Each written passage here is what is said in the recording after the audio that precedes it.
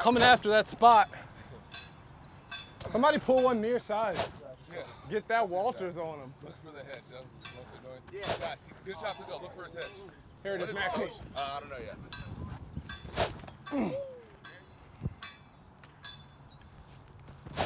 Good shot. That's moving. Get him, G. It's popcorn.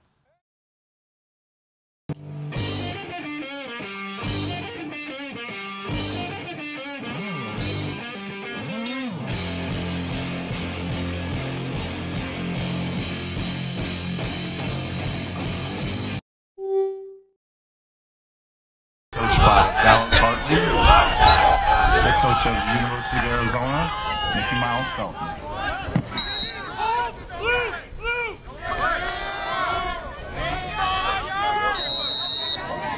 All right, hello and welcome to back to La Jolla, California. It's turning out to be quite a beautiful evening for lacrosse. 64 degrees, sun setting on the far side of the field over there, and ready for a matchup between the University of Arizona Lax Cats and the Chapman Panthers. And this is the second of our semifinal games here for the SLC tournament at the Division I level. Arizona State coming away with the victory by 2 at 10-8 in our first game, and, which was a real barn burner, and that's exactly what we were expecting. I mean, this one probably isn't shaping up to be as close of a game, but stranger things have happened because the Lax Cats have been playing really good ball recently. And this is the second consecutive week that we have the Lax Cats on TLN. Last week we saw them against Loyola Marymount, which turned out to be a really great game up in Arizona. Pretty hostile environment there for Loyola Marymount, but still able to keep that game close. Moves it to Stanaback, and back down to Johnson. And there's Hook. And they have some pretty good players, the Lax Cats do. I mean, they've got Chapman, the freshman at Seguro High School, a local kid from Arizona, and he's been real solid. He's not the biggest kid, but he's very crafty, and he scores a lot of goals. Yeah, and you want to talk about crafty, you got to talk about Zach Johnson. I mean, if you haven't seen it on our channel, check out his behind-the-back goal. And looks like they called it a stall warning, maybe. Or that looked like a ward, rather. A ward going against Lax Cats, and Chapman get the ball back. That's a low-to-high rip immediately by Helmich. And the Lax Cats certainly have not been watching TLN because we've seen him do that a million times. Absolutely. I mean, an unbelievable goal there from Helmich. His first shot, his first touch of the day, just catches it and releases it. And that's the first by number 17, that's the first shot here from the Lax Cat keeper. And this is actually not the starting keeper for the Lax Cats that usually travels with them. It's Luke Post in the cage. He's a freshman out of Tucson, Arizona, and I mean, if those are the kind of shots that he's going to be taking, it's going to be a long night in the cage. Yeah, and Ian Parker, the starting goalie for the Lax Cats, not able to make the trip due to academic reasons. He is a graduate student and had to stay back for some tests.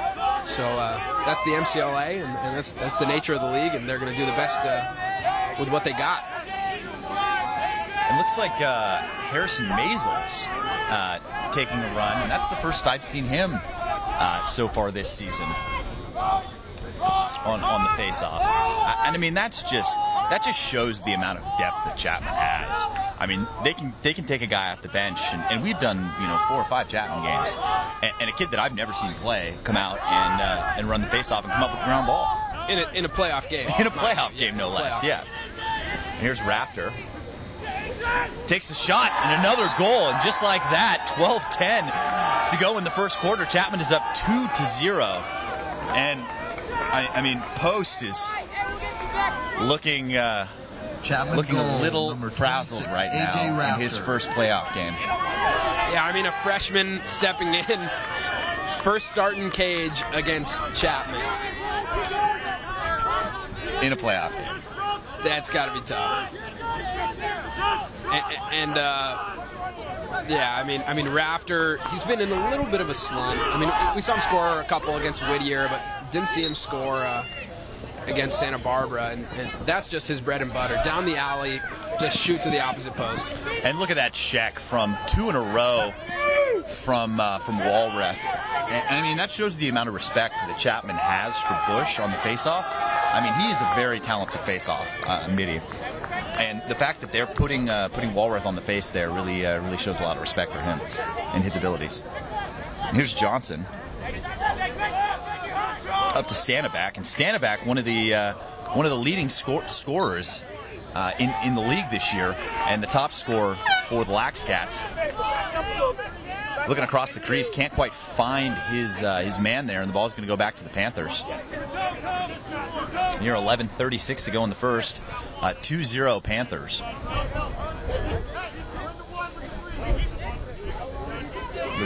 Tommy Wolf starting with the ball. Back over to Sathram. And here's Walrath. And, I mean, we've said it before. I mean, he's got a world of speed. And looking for Clayton. Can't find it. And there's a great ground ball coming through by Henkel. Moves the ball up to Johnson. Johnson looking for Stanback. Gets it to Hook, and Hook gets the shot off, and great save by Sathram, but gets the push on the end of that play, and they're going to keep possession. I mean, we've seen there's so many great goalkeepers in the SLC, and Sathram is no exception there. Goal peoples. He's unbelievable. Him and Warren Nielsen, who we'll most likely see in the second half. That's just plain nasty. I mean, the Matt Walrath versus anyone matchup is not the one you're going to want to go at. Yeah, and Matt Walrath, actually, I actually drew him last Friday playing here in Southern California, and I got a tattoo on my right arm for Matt Walrath, so it's not easy to play against him. Yeah, and it's... You have to have respect for the speed when you see him playing, but when you get out there and suit up and actually see him just blast by you, it's a whole new level. I mean, he's on some of that LXM Pro footage, and I mean, they'd be crazy not to take him. He's having a fantastic year. And here's Zervas.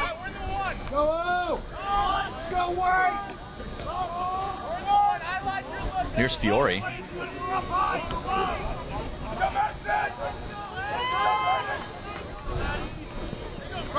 Looking for Remlinger. And Remlinger, generally a defensive midi. And a very talented one at that. Taking some runs on offense. And here's Duke Rosati bringing the ball in after Chapman loses it out of bounds.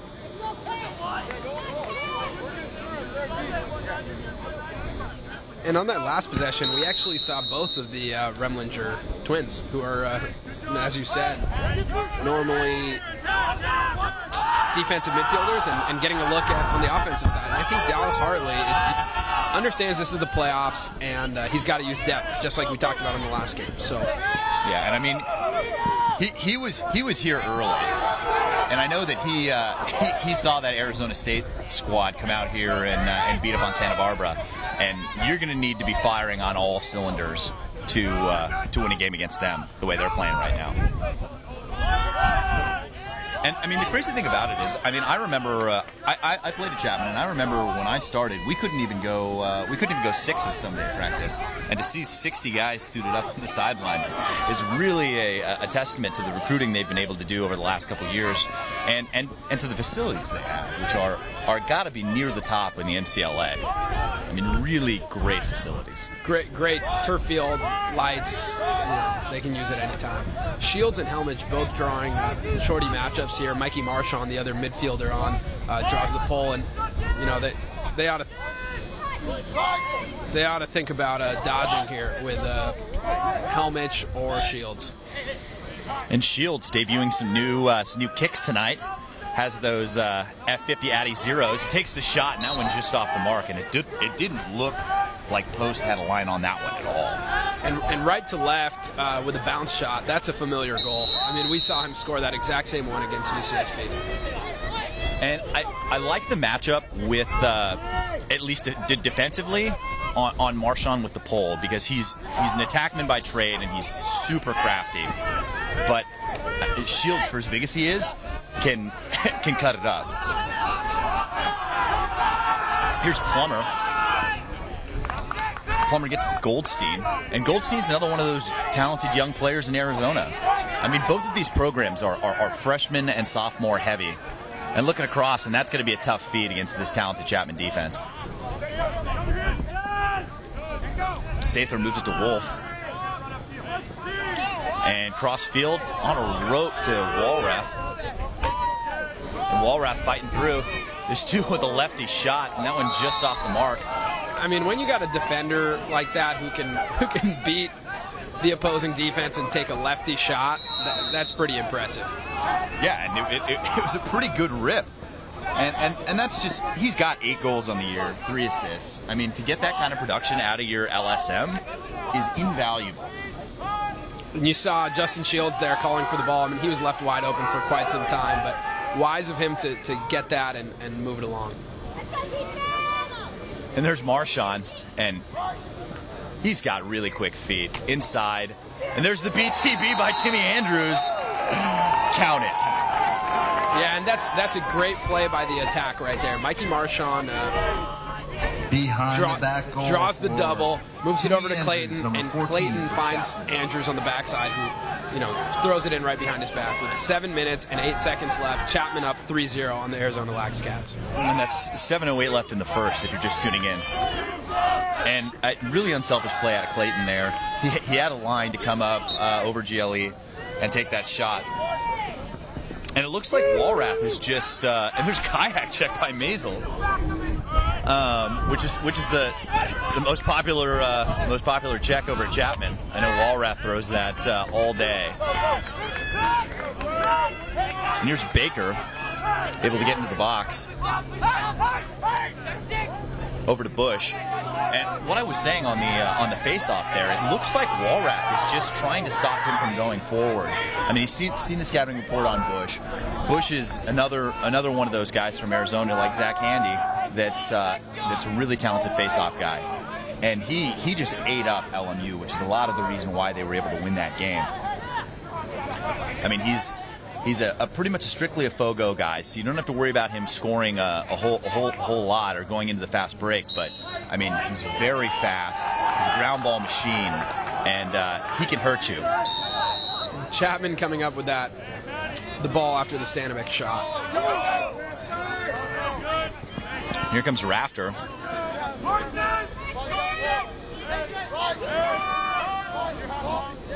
Here's it to Fiore and down to Andrews.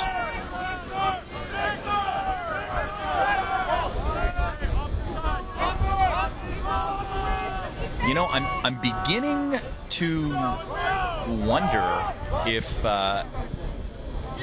it's possible that Hap Knowles lost his jersey. Looks like it. I mean, instead of wearing 21, he's wearing 51. I mean, that makes a lot more sense. That makes a lot more sense. Because just looking over at the sideline, I'm not sure I see a 21. That looks like Hap Knowles. It did. I saw him running up the field, and when we've seen them enough times this season to recognize his stick. Right. Sammy Simo checks in through the midfield. We got Rafter, Williams, and Simo. And Williams, the player of the game from the Santa Barbara game 2 weeks ago. And I mean, he's a really talented player. And if you can come out there and score 3 goals or 4 goals against SB, and there's Rafter trying to get loose. Great movement right there. Great job by Andrew Clayton to find him on the backside, but Rafter's got to either unleash that or move it along. And here's Andrews, 4:47 to go in the first. Nice play by Plummer. Yeah, Plummer is by far their best player on defense, and he's a really talented defender. And Plummer from La Costa Canyon playing on Timmy Andrews, also a La Costa Canyon product. So it's great to see down here in San Diego, two players going at it from their hometown. And both teams actually played for Coach Hartley at La Costa Canyon. That's true, they did. It looks like Mickey Miles wants to talk it over with his team for this offensive set, see if they can get something Timeout, going. Arizona. Chapman leads 3-0. Ladies and gentlemen, everything you see tonight on YouTube is through the eyes of the official videographer of the Lacrosse Network, TVX Professional Video. TVX provides high-quality, reasonably priced video services to individuals, businesses, and organizations by providing a quality product with impeccable customer service. The TVX goal is to grow their business one satisfied client at a time. Once again, that's TVX Video Services, the official video production company of TLN. And Ian Doherty tuning in here, asking who scored the first 3 goals. We had a goal from AJ Rafter. We had a behind-the-back goal from Timmy Andrews. And I'm not 100% sure who scored the first goal of the game. Oh, I gotta say Helmich. Helmich low to high. Oh, Helmich low to high. The first touch of the game. Immediately. And actually being joined right now by Mike Pelly from the Chapman side of things. And I mean, what do you see so far in the game? Well, hi guys. First of all, hello, welcome. I didn't know I'd be on the radio here. Well, actually, the game started off with a Arizona long possession. I thought, oh no, it's going to be one of those games. And I think Mickey obviously prepared his team to slow the ball down, and I think the refs did a good job by calling a keep it in warning stall and at the 13-minute mark, and I love that. And of course, Arizona didn't see it. They stepped out of the box. 10 seconds later, we're up 1-0. So it reminds me of Chapman or Old in terms of run and gun, but that's definitely not what we do this year. Yeah, and that's definitely something that it seems like the officials have been calling a lot more frequently this year, is the stall warning, which begs the question that I know a lot of people like to argue about on the shot clock. I mean, what are your thoughts on the shot clock? Well, I like the idea. However, I think it's hard to administer just because it requires a lot of electronics and expense, and especially in the MCLA. I know, I mean, Chapman could pull it off. We have a good organization where we could fund it, but I know a lot of the teams who play probably would have a difficult time. Also, visibility of the clock. Oh, great check, by the way, as we're watching here by Hap Knowles. Hap Knowles, I'm assuming is 51 tonight. You guys already. That's what we're hoping. Okay, I was looking at the roster. He looks like Hap Knowles, so it must be a jersey screw up there. So that's definitely Hap. You can tell by the. Anyway, back to the shot clock. I like the idea, but you know what? The way the rules are right now, the refs did a good job in this game. About 13 minutes in the first quarter, you're calling a stall warning. I like that. Yeah, and there's 3:23 to go. Chapman's still on top, 3-0. Arizona getting into a little bit of an offensive groove here, able to hold the ball, but definitely a lot of pressure coming from the Chapman defense. And they're drawing the flag there as Goldstein. That one's going to be on Wolf. Looks like he hit him in the helmet. Yeah, I didn't see that. It was kind of a little bit of a wild check, but I didn't see it on the helmet. Just throwing that rusty gate, and there's Knowles pressuring real heavy there on Stanback, and that's going to be a matchup to watch. I mean, Stanback is a real talented player. Well, he did also do a good job of not stepping out of the box. He was right at the top of the crease there, straddling that line, and he kept it in. With 2:39, Arizona's got an opportunity here, and there's a shot, and there's of course change of possession right there. Yeah, and it looks like Wyman able to come up with the GB there, and this is going to be our first look at the man-up unit from the Lax Cats. See if they can get something going, take some of this momentum back from Chapman. So I appreciate all the coverage you guys have done this year. I probably missed 15 games in the last 23 years of Chapman Lacrosse, and I missed the last 5. And I was actually able to watch Chapman play 2 games thanks to you guys. I was actually even in Hawaii logging in, and I felt like I was just at home. So I want to give a huge shout out for not just technology, but you guys making the road and making the game accessible to me personally, and a lot of my parents have said the same thing. So thanks so much. Again, and that's Mike Pelly from Chapman, and we're always happy to have you join us. I mean, he started the program at Chapman, and has been really instrumental in growing it to the way it's been grown, and it's really a testament to how much effort, blood, sweat, and tears you poured into this program to see the success level that they have now. Well, they return the favor. I love the sport, and you know, on the opposite side of the field, I have to give credit to Mickey Mouse Felton. He's back when I played 20 whatever years ago. I played against Mickey when I was at Whittier, and you know, even the current structure of the playoffs with the SLC and the other 9 conferences coming together for a national tournament, you know, Mickey had a lot to do with that. And there's a couple old cronies like us who are still around, and we love the sport, and I think the sport gives back to us more than we put into it. So anyway, thank you so much. I may come back and say hi to you guys later, but anyway, I'll go watch the game. Definitely. Mike Pelly, thanks for joining us. And just about ready to get back to the action. 2 minutes and 34 seconds to go. And looks like Mike Clayton is tuning in. You know, I just talked to his dad, Barry Clayton, who's here watching, and Andrew's already having himself quite a ball game. So thanks for watching. Yeah, and Mike Clayton, I mean, back in the days when the national tournament was in Dallas, I remember sitting up in the stands and watching him unleash his shot on Arizona State, and I was real impressed. So, I mean, that was a pretty incredible display. I mean, the comeback that Chapman had that season against ASU, I was actually watching that one from the broadcast box as well, with the Fox team, and I mean, he flat out willed the team to victory. It's every once in a while you see a performance like that, and it is fun to watch. I mean, coming back from 8 goals down, able to come away with the victory against Arizona State, and that one is a classic. And some great ball movement here from Arizona. Zach Johnson, oh, he had a wide open opportunity there. I mean, not traditionally a lefty, but you know, unleashed a lefty shot there. I'd like to see that one get pulled down a little bit lower. And there's Hook, moves back to Stanback, and over to Johnson. Johnson with the big skip for the Hook, and Hook takes the shot. No problem there for Sathrem. Sathrem's tough to get by.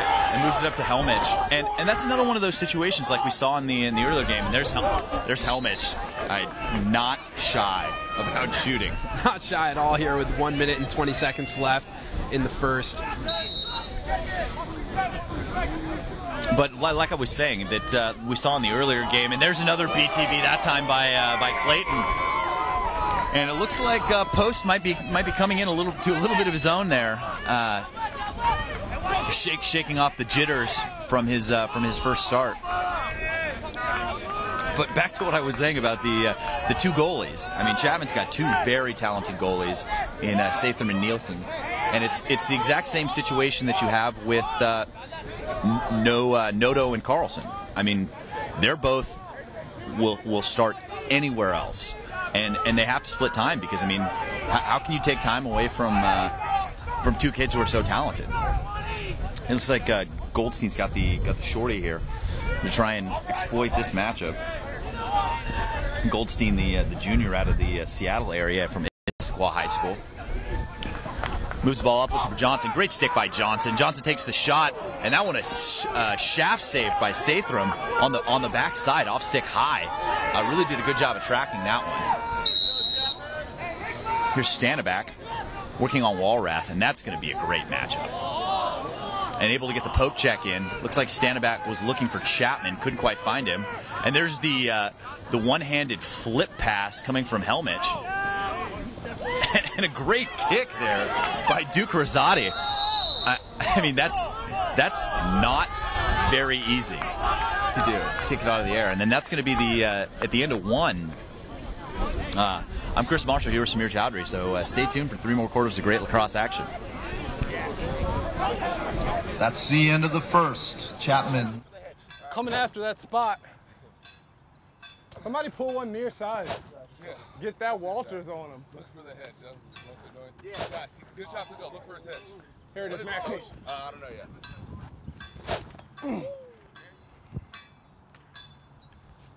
yet. Good shot. That's moving. Get him, G. Uh-huh. It's popcorn.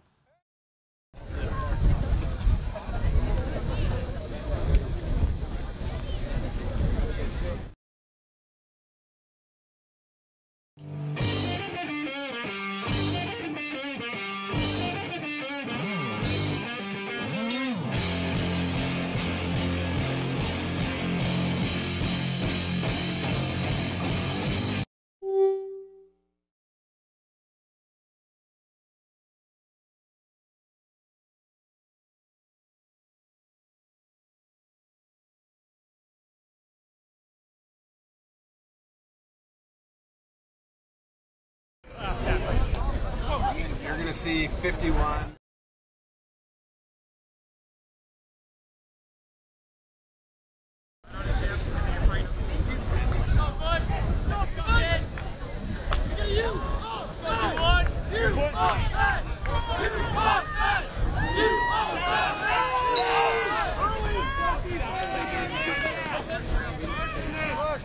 And back to the action here in the second quarter. Clayton able to come up with the GB.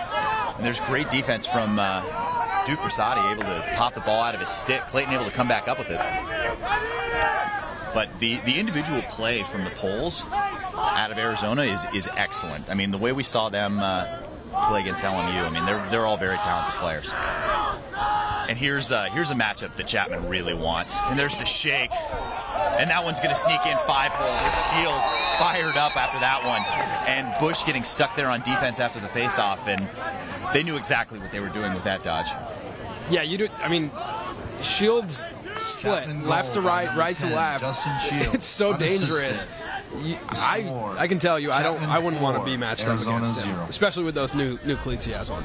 I would need all sorts of braces: ankles, knees, hips. Otherwise, yeah, he's an outstanding athlete, and that's something that sets Chapman apart is these athletes like Walrath and like Shields. And with 14 minutes and 20 seconds left in the half, Chapman goes up 4-0. And that's a fantastic ground ball. Takes the shot, and that's another one of those kind of funny bounces we see here on the natural turf. But I mean, the fact that he was able to come up with that ground ball, I mean, he had a little bit of a hockey touch to himself, and then able to kick it out in front and then just turn the Jets on. I mean, Matty Walrath is a real talented player.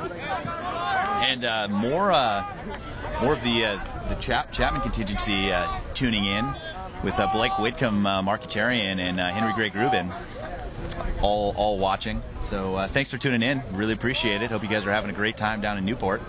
And I'm pretty sure that Hank's mom Nancy is also tuning in from Colorado. Here comes Simo. Moves it to Clayton. Crossfield pass over to Williams and back to Rafter. And I mean, Chapman's got to be really careful in a game like this. And there's a goal by Rafter, and Post is just out of his element right now. I mean, that's 5-0, 13:25 to go in the game. And I mean, at this pace, Chapman's gonna hang 25 on these guys. Yeah, I mean, for Post, that one sticks side and it's high. He's got to be able to handle that one. I mean, that's just one of the, I guess, kind of the pitfalls of club lacrosse. I mean, you don't always get the benefit of the doubt on academics or otherwise, you know, for class selection or any help on your finals. And a comment here from Demizi. Can't wait for LXM at Citrus. It's going to be sick. That's true. That's based on fact. LXM, June 2nd. Be live on the Lacrosse Network. If you want to watch it in person, it's at Orange Coast College, so make sure to go check it out. 4:30 Pacific time on June 2nd. Mark your calendars, because that's going to be some great action. And here's Plummer. And he loves that fake. And he's good at it. Able to flip it over. Here's Ecker. Ecker gets into the box. Here's Hook. Who's up to Stanaback? And they're not giving Stanaback any room at all. I mean, they're playing him really tight. Back to Hook. Here with 12:30 rather to go. 5-0 in favor of the Panthers. And like I was saying, I mean, Chapman cannot afford at this point in the season to become complacent and to let the level of their play go down. I mean, they'd be a lot better off. I know that, you know, some might not see it this way, but they'd be better off, you know, scoring 25 goals against these guys than taking their foot off the gas. I mean, they need to be firing on all cylinders at the end of the season if they want to have any success in the national tournament or even on Sunday. Yeah, I mean, Chapman historically has always, you know, or not always, but in the past couple of years at least, has been a really talented team who's made it far in that national tournament. And there's a shot by Johnson, and that's off stick low. That's a great shot placement. Fantastic shot there by Johnson. and the goal gets the Lax Cats on the board. Really impressive play from the Lax Cats. You know, and just as you're saying that Chapman can't get complacent during this game, they really can't. I mean, they have to play sharp, and you know, that's a great job from Arizona exploiting that defense right there, and way to bury it. You know, I mean that's a great play by Arizona. Yeah, and that's one thing I've talked to Mickey Miles about, and this is something that he really prides himself on and the team on. Is their effort, you know, and it's like they'll go out there and they'll be up big or down big or either or, and there is not a single ounce of give up in any of these kids. So don't expect them to give Chapman an inch no matter what the score is. And Mickey Miles also, I spoke with him before the game. He's real excited for Coach Malone. They're great friends. You know, both based out of Arizona, and Mickey was so excited for Coach Malone, real supportive of Arizona State, and excited that they were able to make it to that championship game. So I know Mickey said he'd love to see an all-Arizona championship, and we'll see how his Lax Cats can do for the next 3 quarters. And there's Rafter, able to sneak by. I mean, Canberra looked like he was lining him up for, and there's fakes on fakes on fakes, and there's just great ball movement from the Panthers again, making that extra pass, all the difference. Timmy Andrews with another goal, and we've seen him score those ones right in front of the goal. I mean, especially in the highlights from that Santa Barbara game. I mean, kid can throw fakes like nobody's business. He'll throw 15, 20, 30, 50 fakes. Absolutely. I mean, just all out impressive there was Madison Fiore. He looked upfield like he was going to feed Clayton and fed Timmy Andrews on the backside. I mean, that's a great play by Madison Fiore. And Andrews in the right place right there. And you know, just great team goal. And that's a solid hustle play there out of Tommy Driver. Able to get it in. And there's Clayton with a great stick, able to get it to Fiore. And almost score another goal right there. But I mean, it was pretty amazing that he was able to get that in at all. Clayton able to chase that one down with 10:43 to go in the first half. 6-1 Chapman. Moves it up to Shields. And man, those things are just plain bright. I mean, they're purple and neon green and maybe orange. Pretty exciting to see these lacrosse players out there in soccer cleats. I know Samir doesn't agree with me, but yeah, I think they're the best cleat for lacrosse.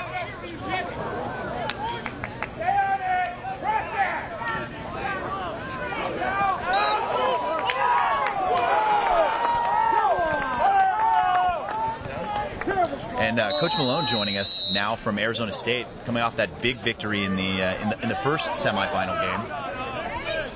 And how's it going, guys? Good. Great, happy to have you back. I mean, if you didn't, happy to be here.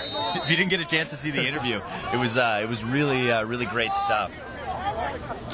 But Chapman coming out hot so far in this game. I mean, what have you been seeing so far? I'll be honest, I really haven't been watching too much. Just because we got the film going, so we'll watch that tonight. There's another goal. But obviously things are clicking for them. I mean, up 7-1 here, about what's that, 9:37 to go. Getting some looks. They're a good team. Yeah. Well, I mean, tell us a little bit more about the preparation that you put in over the last couple of weeks. I know you had a lot of time going off, and you guys looked really sharp on all aspects of your game. Yeah, I mean, I think for us, I mean, you know, you play a lot of young guys, and even guys that are sophomores. You know, they're young, and you know, for us, it really all clicked. You know, when we lost to BYU, you know, we told those guys that if you wanted to play in the MCLA tournament, you pretty much had to win the rest of the regular season. So you had to beat Utah, you had to beat UNLV, you had to beat U of A, and you know, we felt like going into the game tonight, we had to win that game against Santa Barbara as well. Nice snag by but you know, I think it's that mindset of just getting these guys on the right page and everyone on the same page and coming out to practice every day and wanting to get better and getting better. And you guys did our game against Michigan State, and you did our game tonight, and I think you guys could probably see a difference. Absolutely. I mean, they look like a completely different team. I mean, especially in the game against Michigan State, there were definitely flashes of brilliance. I mean, you see the kids out there. You got Cooper Piquel and obviously Rockne Rep out there with big plays, but they look like seasoned veterans at this point in the season. That's good to hear. I mean, and obviously, hopefully they can keep it going. But no, I mean, one of the things we preach is, you get to the midpoint of the season, you're not looking, if you're a freshman, you're not a freshman anymore. You got 7 games under your belt. We got personal foul, blue, see what the official has to say about this call. Illegal body check, contact to the head, 1 minute full time. We got dead ball foul, white, we're 5-0. Illegal body check, 1 minute's going to be blue ball, down a man, center field. Yes. There are 2 penalties on the play. Looks like there's illegal body check on number 36, Chris Plummer from the University. It's going to be penalties going on both. Another 5-on-5 situation like we saw in the last game. Pretty unusual. Doesn't happen all that often.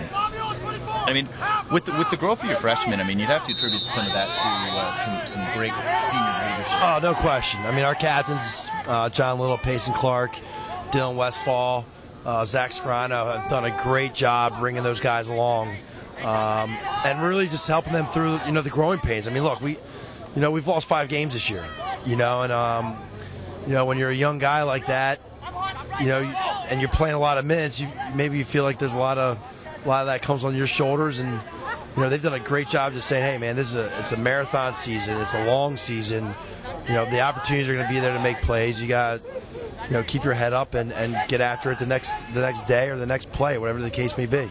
I mean, you'd have to think that especially a kid like Dylan Westfall being able to preach that, being in the cage. I mean, you have to have a very short memory to be a goalie, and also complete insanity. A little bit, definitely a little bit on the insanity part. But I mean, and that one off nice bounce shot. Chapman, another one of those talented young players from the Arizona market. Is that Austin Chapman? And you also do a lot of youth coaching in Arizona. Yeah, we run a 9th to 12th grade program called the Arizona Burn Lacrosse. And what's the best way for kids to join that program? Email us.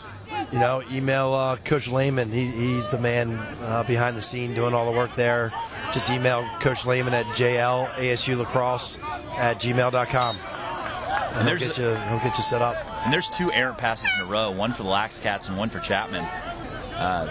Pretty uncharacteristic for the way these 2 teams have been playing so far, and it's 7-1 in favor of the Panthers here with just a shade under 8 minutes to go in the first half.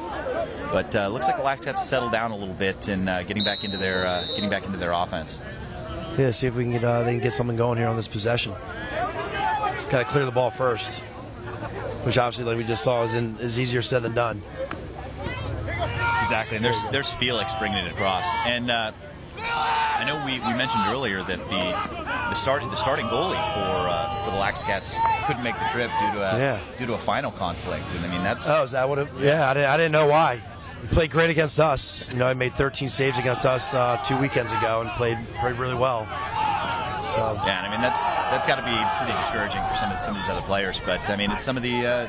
But a guy goes down. That's where those guys that aren't getting the minutes every year got to be ready to go. And I'm sure Coach, Mickey's been telling those guys like, hey, you never know when it's going to be your turn, and when it is, you got to be ready.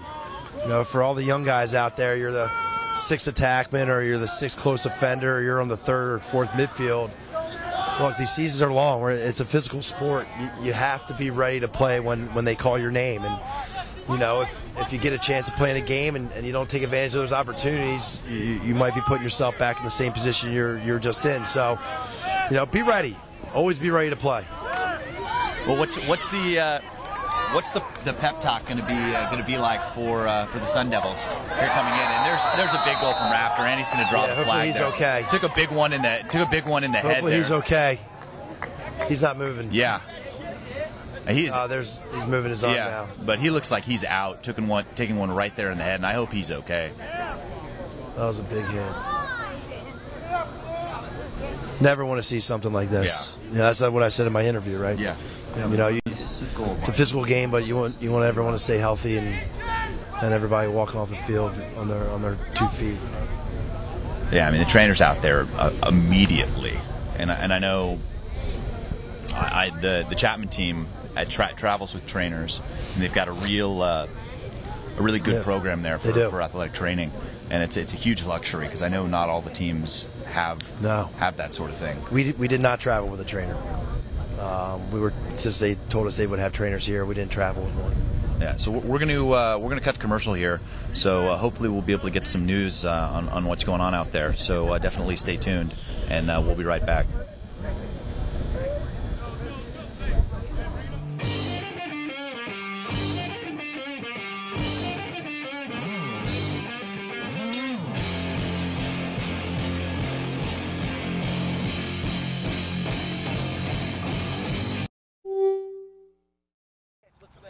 Coming after that spot. Somebody pull one near side. Yeah. Get that Walters on him. Look for the hedge. Guys, good shots to go. Look for his hedge. Here it is, Maxie. I don't know yet. Good shot. That's moving. Get him, G. It's popcorn. Look for the hedge. Coming after that spot. Somebody pull one near side. Yeah. Get that Walters on him. Look for the hedge.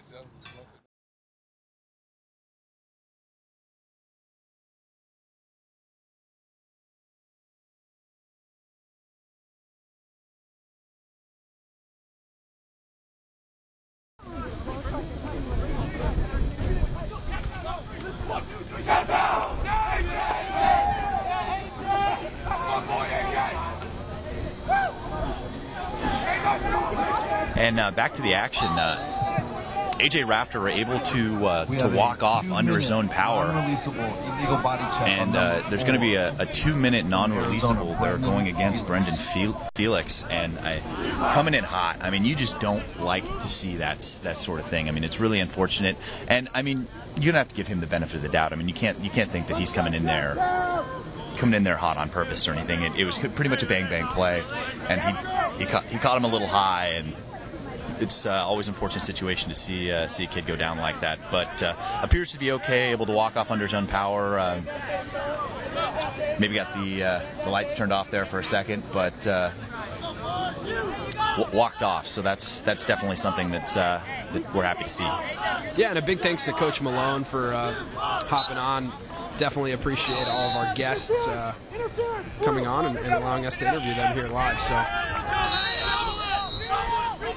Yeah, and before that fantastic Rafter goal, I mean, it was a little bit of a somber tone afterwards, seeing the players call the trainers on there. But I can't wait to watch that one again. I mean, really great goal. And before that, I mean, Chapman had lost a little bit of their edge. They had two errant passes in a row on offense with turnovers, and I mean, they're fired up right now from the sideline. I mean, you could hear them cheering for AJ as he came off the field, and you have to think that they're going to use that as fuel. And nice stick fake there by Fiore, gets it up to Williams and over to Timmy Andrews. And I mean, this is a team that you do not want to give a reason to play harder to, because they will rack the goals up. And there's Tyler and Carlo checking in for Chapman. And that's low to low, and a great save there by Post. Yeah, Post staying big in the cage there. That's a great save. It's on and Carlo to Clayton, and Clayton, so easy for him. I mean, he sits there on the crease, and his release is so fast. I mean, there's nothing you can do about that. I mean, before the ball even gets to him, it's practically behind you in the cage. Chapman goal by and Clayton. Clayton, assisted by number 1. From New Zealand, actually played on the New Zealand national team in the World Games. Yeah, both of his brothers actually played there as well. It's a dangerous family if you're going one-on-one with those guys.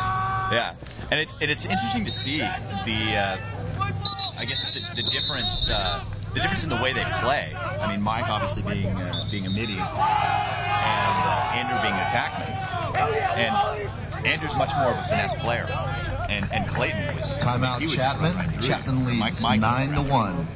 And it looks like we're going to get a timeout here for Chapman.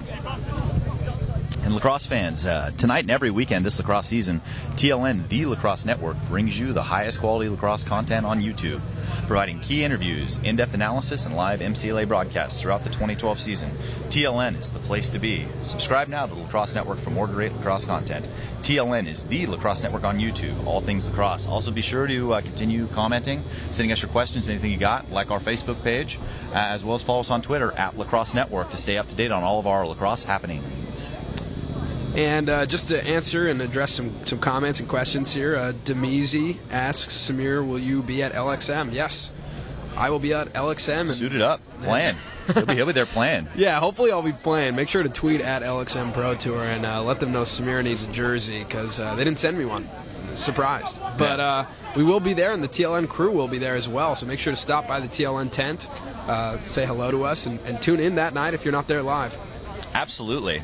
I mean, there's going to be some pretty exciting things going on there. So obviously, stay in close contact with our Facebook and Twitter and YouTube pages, because it's going to be a blast. And to address the question about what quarter we're in the second quarter right now. 5 minutes and 39 seconds left in the half here, and Chapman is on top 9-1 in the SLC semifinal game, second one of the night. Last one tonight, and we got 2 more tomorrow, so make sure to check out the D2 games tomorrow right here on the Lacrosse Network, 1:30 and 4 o'clock, all times Pacific. Williams checking in here.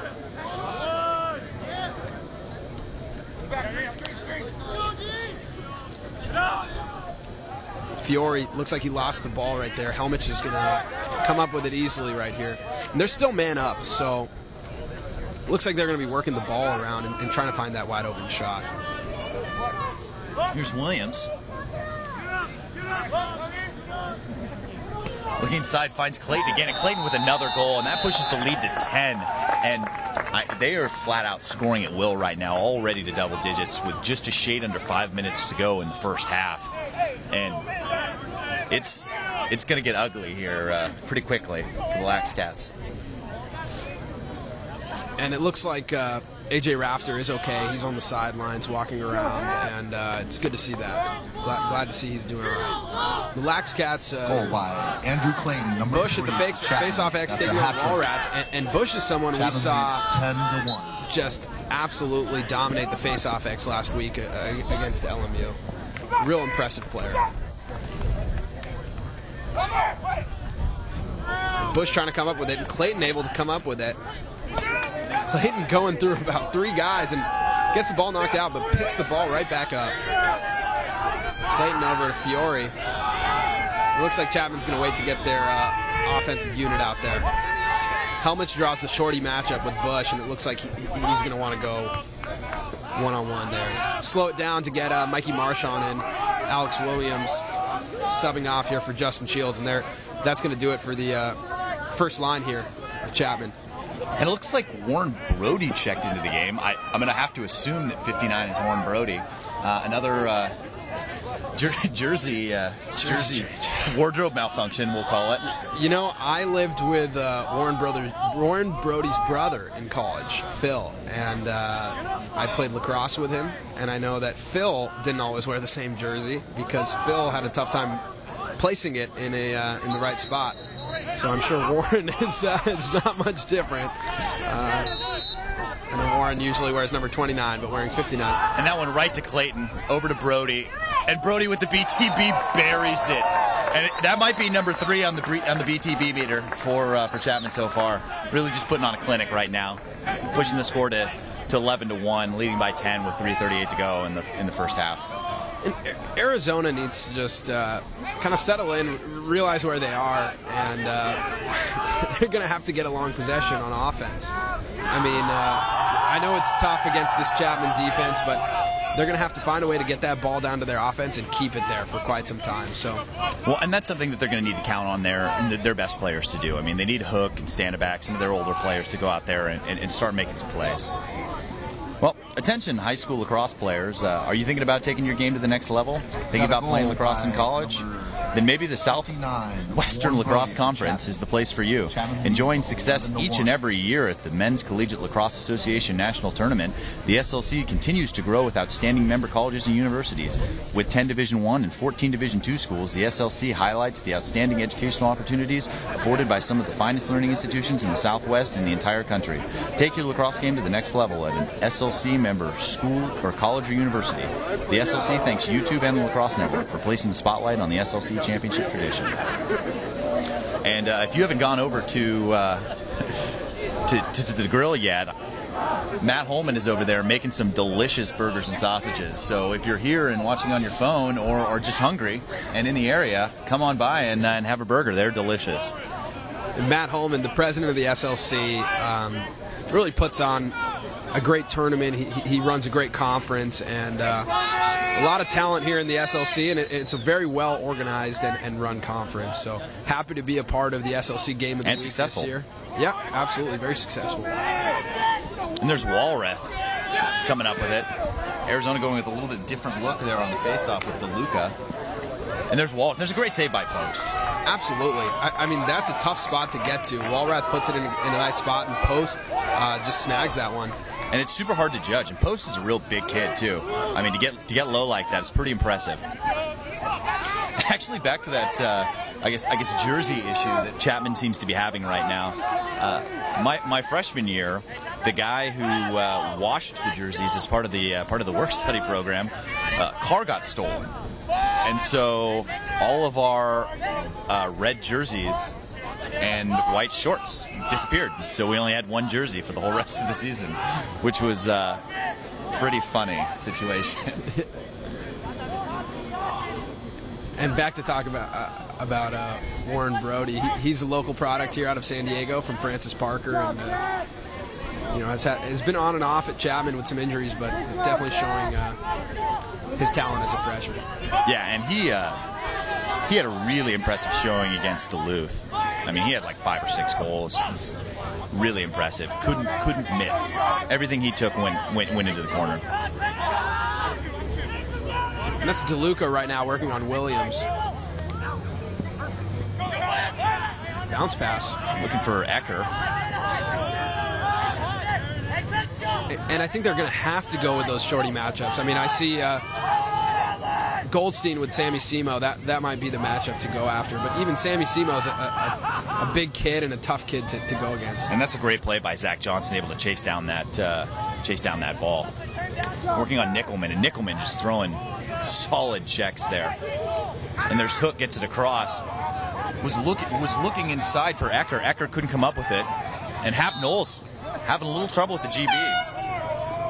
It's for as nice as it was earlier today, it's gotten pretty chilly, and it's also pretty wet out there. A lot of condensation coming onto the field. Do you think that has to be contributing to the ball maybe being a little slicker here in the second game here with 1:30 to go in the first half, causing some problems for both of these teams? Here's Chapman working on Wyman. Chapman with a nice move there on Wyman. Gets it to Zach Johnson, and Zach Johnson is one of the young Arizona players. Oh, big hit right there from Stanback. And that's a legal hit. I mean, he led with his hands. They were together, and he hit him right in the chest. So here's Johnson looking for Stanback, and Stanback able to capitalize with 59 seconds to go and get his team on the board for a second time here and cut the lead to 9. Yeah, great play by Stanback. I mean, a great ride right there. A lot of hits these days in lacrosse are a little bit vicious and high and helmet to helmet, those types of things. And it's not the player's fault. Sometimes they can't help it when they're coming in, with a full head of steam. But right there, Stanback with a great physical play on the ride, and then able to score the goal. Let's go, White! Ryan, get up off the field. Off this field. We're not starting this game until you get off of this.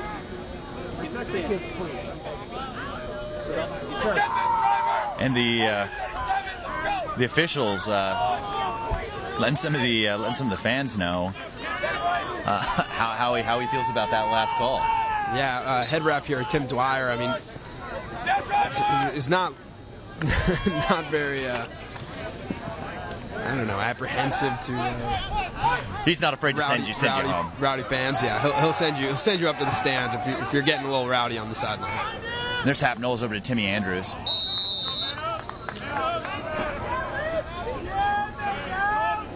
And Andrews takes a shot just a little off the mark here with 41 seconds to go. And looks like a full line change here. For pretty much both teams. We have a slash on number 36, Chris Plummer. Oh, there you have it. There's a penalty. Chapman has a 1 minute extra man up. Slash on Chris Plummer there for Arizona. That's going to be a 1 minute man up opportunity here for the Chapman Panthers. You have to think that they're going to probably try and take a shot here, maybe the last shot, and then just hold possession. There's Williams. Back to Brody. Williams has a lane.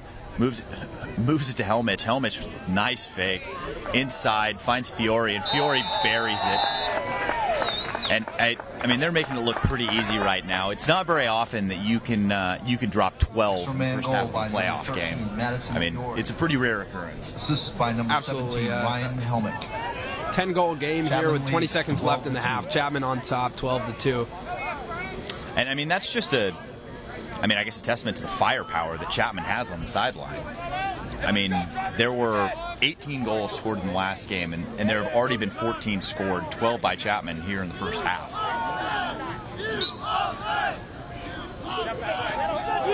And there's Bush winning the faceoff. Stand-it-back, shredding. That was a great goal. That is just plain sick. That's the sickest goal I've seen all day. Yeah. Oh my God. That's a great goal. I mean, that was great movement by Arizona. I mean, that goal was scored in what, 7 seconds? Yeah, 7 seconds. 7 seconds. I mean, that was amazing ball movement. A great goal by Stand-it-back there. I mean, that thing nearly took the goal off the goal line there. I mean, definitely jumped. But that's a great. I mean, he's a really good player. And again, they're going to draw the flag here with 1 second left. This one going against Walrath. Let's listen in here to head ref Tim Dwyer. Okay, guys. White. 5-0 hold. 30 seconds. 1 second, fellas. We have a 30-second hold on number 50. There's going to be a 30-second hold on Chapman, and it'd be wise for Arizona to hold the ball for this 1 second and start the second half man up. And that's exactly what they're going to do. Yeah, and so far it's been, I can't say it's been a very exciting game, but definitely some pretty spectacular goals coming from both sides. That last one by Stand-it-back and a couple BTBs for Chapman. So definitely tuned for the second half. I'm Chris Marshall here with Samir Chowdhury on the Lacrosse Network, and looking forward to the second half, so stay tuned.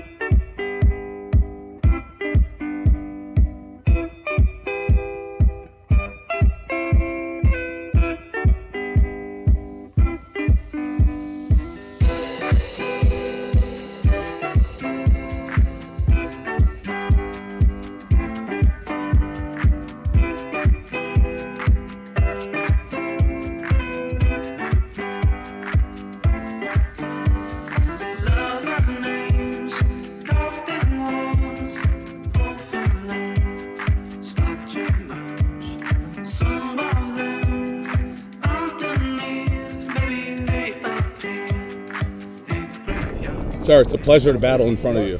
Wait, I don't. Yo, shut crease. Get there, get out on yours. Get out on your switch. Goalie, keep.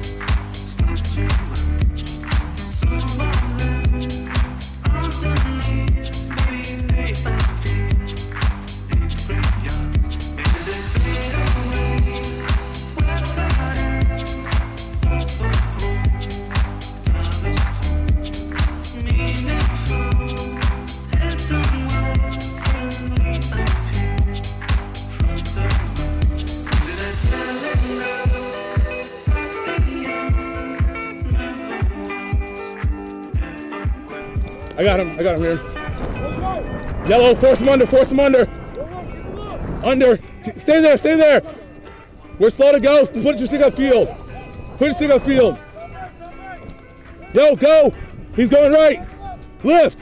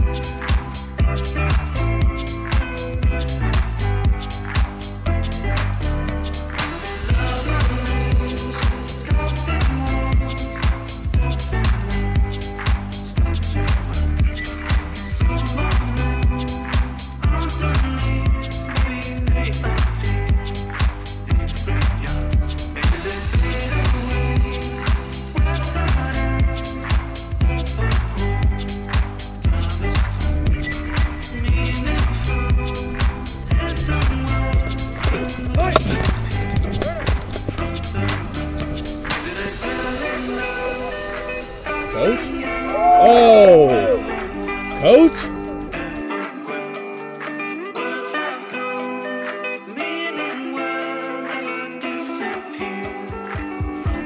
I think mine's on. Hold on a second. I think so.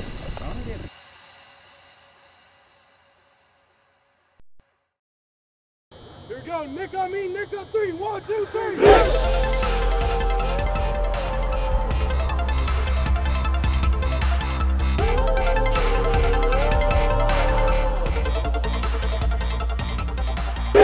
I'm Matt Holman. I'm the head coach at San Diego State University. Right away.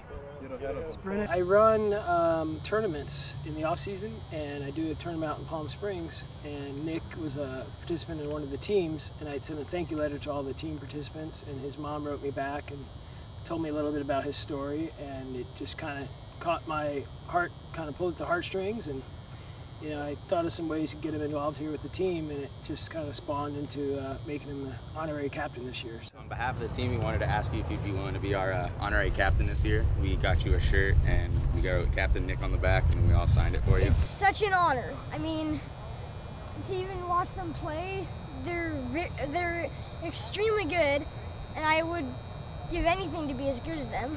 Nick has been playing lacrosse for the last 2 years, but it was his dream for more like 3 years, and Nick has most of my life. Most of his life. Nick has a liver disease called biliary atresia, and it's really unheard of for kids to be playing contact sports when you have liver disease. His whole life he's been playing, but he's never had a passion like lacrosse, and I think lacrosse has really given him something to live for every day. I am waiting for a liver transplant, so I cannot be an attackman. Because if I got hit in the stomach, yeah, that would be good. My favorite part about lacrosse right now, since I'm defense, is probably getting to deck people. when I'm an attackman, probably shooting and faking. It's just gonna make it so much more fun to play lacrosse once I get a liver transplant, but it's still so much fun now. So. As far as lacrosse goes, other than defense and padding, my liver problem really doesn't limit me too much.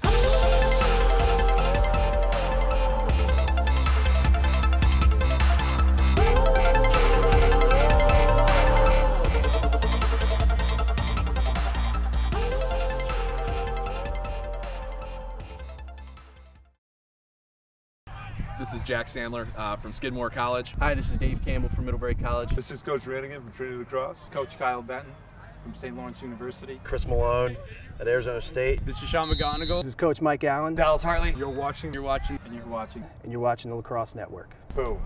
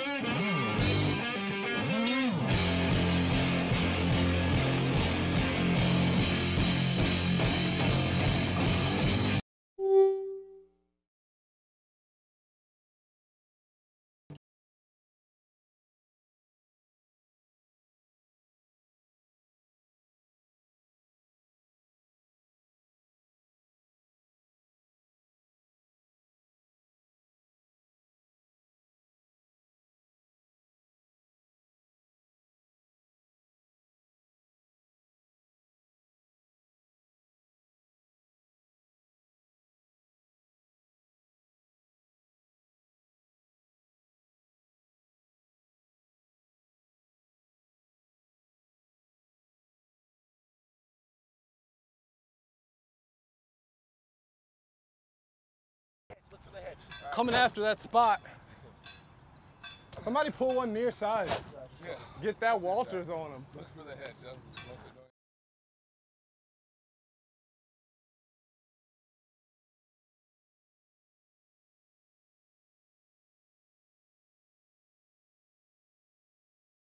they're doing. Coming after that spot. Somebody pull one near side. Yeah. Get that Walters on him. Look for the hedge. That's what they're doing. Guys, good shot to go. Look for his hedge. Here it is, Maxie. I don't know yet.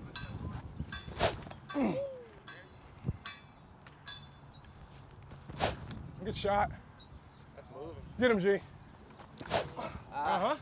It's popcorn.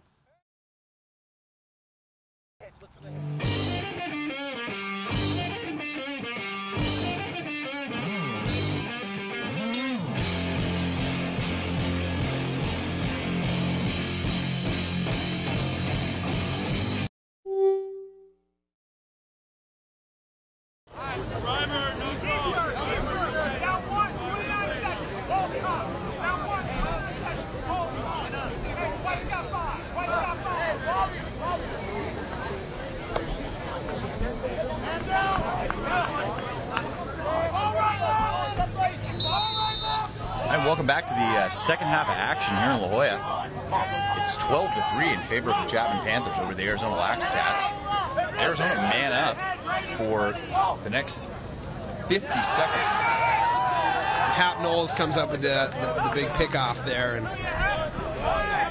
gets it over to Justin Shields, who is really tough to stop in the open field. Yeah, and I mean, with those shoes, he just looks like he's moving very quickly. I mean, it must be the shoes. And moves it down to Brody. There's 14:20 to go in the third. I'm not sure what they called there. Either a crease violation or a ward. I think I might have seen a ward there. Yeah, it definitely looked like a ward. Yeah. But yeah, I know you went to go check on AJ Rafter during the half. Did you get any information for our viewers? Yeah, looks like knocked out, but I mean, I talked to him over on the sideline, and he seems completely fine. Knew where he was, and you know what happened, and knew he scored a goal. So it's always good to hear that he's feeling good, and that it wasn't anything all that serious. And to answer Lax Broadcasting, we will be doing the SLC Championship game. We'll actually be doing the entire SLC tournament, so the D2 semifinals tomorrow as well. But the championship game is at Westview High School. The D2 championship game is on at noon on Sunday, and the D1 championship game is on at 2:30 on Sunday. So make sure to tune in on TLN if you can't make it out to the games. Those times are Pacific, by the way. And you can check out that schedule on our Facebook as well. We posted it there. We'll make sure to keep updating that throughout the weekend to let you guys know when the games are. And there's Nick Remlinger on the shot there, just off to the right side of the cage there. And the Twins are both playing right now. There's Andrew Remlinger. And definitely seeing an extra line of offensive midfielders,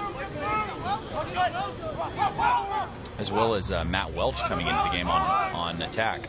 Here's Brody. 13 minutes to go in the third quarter. Back to Welch. I mean, it's amazing to see that these backups are in here for Chapman, and they're moving the ball so well. There's not a whole lot of drop-off. It's honestly pretty scary for if you're another team watching this and you see that, you know, they go 10-12 deep, basically all the positions, and they can hurt you all over the field. Remlinger back to Zervas, back to Andrew Remlinger. Looking for his brother Nick, but couldn't quite get it in there. He were 12:30 to go. Ball back to the Lax Cats. Chris Plummer bringing the ball in.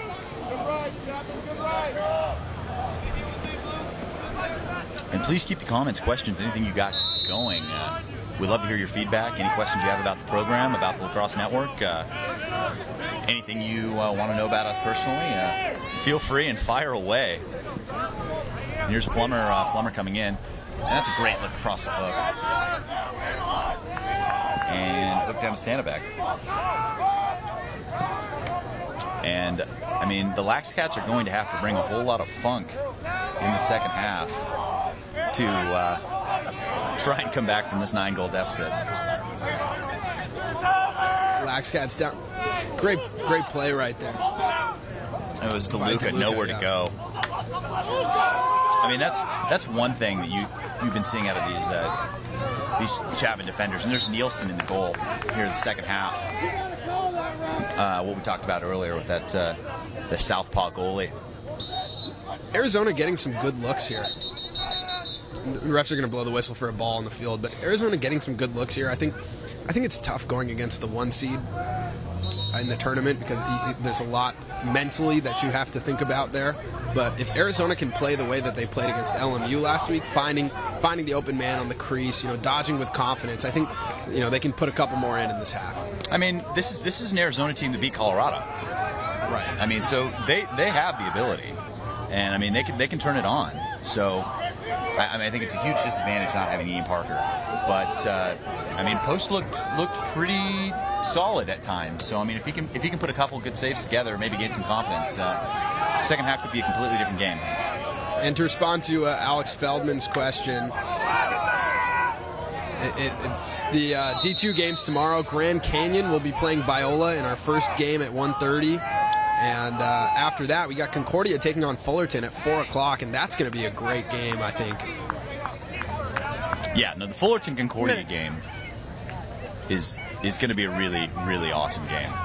Personal foul. I mean, you look at what happened in the last matchup, and it was a close game until halftime, and Concordia just came out in the second half and dropped the hammer. I mean, you have to think that Fullerton wants some redemption. Here's Johnson. Looked like he had a shot there, but opts to move it. I mean, disciplined play gets to Stanback. Big crossfield pass. Huge rip there by Ecker. And Johnson's getting that wide open look. I'd like to see him take that. We know he can score that. We've seen him do it. And I mean that BTB he scored against LMU. Sick. In the mix for goal of the year. Yeah, and it's I know. I just kind of understand where he's coming from, not taking that shot, being on the man-up unit. When you have a play that's set in place that you're supposed to be running, and you get a wide-open shot, it's a tough decision to make. I mean, you either take the shot, miss it, and your coach is upset, or you don't take the opportunity and run the play. And that's a really nice pass to Shields, who just looks off Stanback.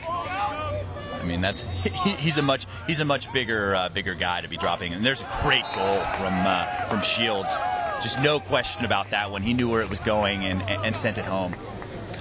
Yeah, Shields. I mean, he's been shooting a lot lefty recently. Definitely noticed that. I think he's been working on that. So pretty impressed by his dodging ability with his offhand and his ability to put that one high past post. And great fundamentals. I mean, and Shields is the kind of guy that doesn't need to rip to score goals. I mean, he scores a lot of finesse goals. He gets open and passes it right to the corners. And I mean, it's really, really nice to see someone, really using their lacrosse IQ to their advantage. And Tim Dwyer, our head ref tonight, is mic'd up. We'll try and get him on as much as we can. And big shout out to his family, who's watching all the way from the East Coast. So up in Maine. Up in Maine. I think is what he said. So yeah, thanks for tuning in. Be sure to subscribe and enjoy the game. Here with 9.5 to go in the third, Chapman up by 10, 13-3. There's Nickelman spinning through, able to fire that one off to Tommy Wolf, and gets it to Nielsen. Nielsen on a rope to Travas. And, I mean, we've seen really good goalie play so far tonight from both goalies from Santa Barbara, obviously Dylan Westfall, and then Satherman Nielsen. I mean, the way that they pass is pretty unbelievable. I mean, for goalies. I mean, they're just on a rope, 30, 40 yards, and pretty good stuff. Here's Andrew Remlinger. takes the shot, and that one just off the mark inside here with 8:51 to go in the third quarter. And it's good to see these players taking as many shots as they can, getting comfortable in the game. And a nice play right there by Arizona defensively. Yeah, and there's Henkel. I mean, Henkel's a good player, and he's got a world of speed. There's Ryan Baker who took it over there. I know he's got some fans out there watching tonight. He had a lot of fans watching last week too. Yeah, big Ryan Baker fan club. Here's Johnson. Back up to Stanibek. And definitely keep your questions, comments, everything you got coming. We love to hear from you. Here with 8:13 to go in the third. There's Johnson over to Hook. There's DeLuca, and back up to Goldstein. Goldstein working on a Remlinger. There's Johnson. And back up to DeLuca. And it seems like all the players are having a little trouble maintaining their footing out there. I mean, field's a little bit wet and a lot of slippery feet out there. A really interesting question coming from Lackstick here. He wants to know, what if the top two teams in the MCLA D1 finals received a bid to the NCAA D3 tournament? That's an amazing question. That is an amazing question, and I know that Chapman took down Whittier this year, a much improved Whittier team. I mean, those haven't really been very good games recently. And I know that Colorado State took down Colorado College. And you'd have to think that they could compete. I'm not saying that they'd go out and win, but I think that they could win a game in Division III playoffs. I know Ithaca stopped coming out because they couldn't beat Chapman. Right, and I mean, think about the Michigan team. Yeah. I'd have to say they can at least win a first-round game out there. I mean, I don't know if they could have beat Tufts or Salisbury. I mean, nobody can really beat Salisbury this year, but nice play right there by Stanibek. But, you know, I mean, Michigan from a couple years ago, I'd have to say they could probably compete in that D3 tourney. So that's a great question from Lackstick.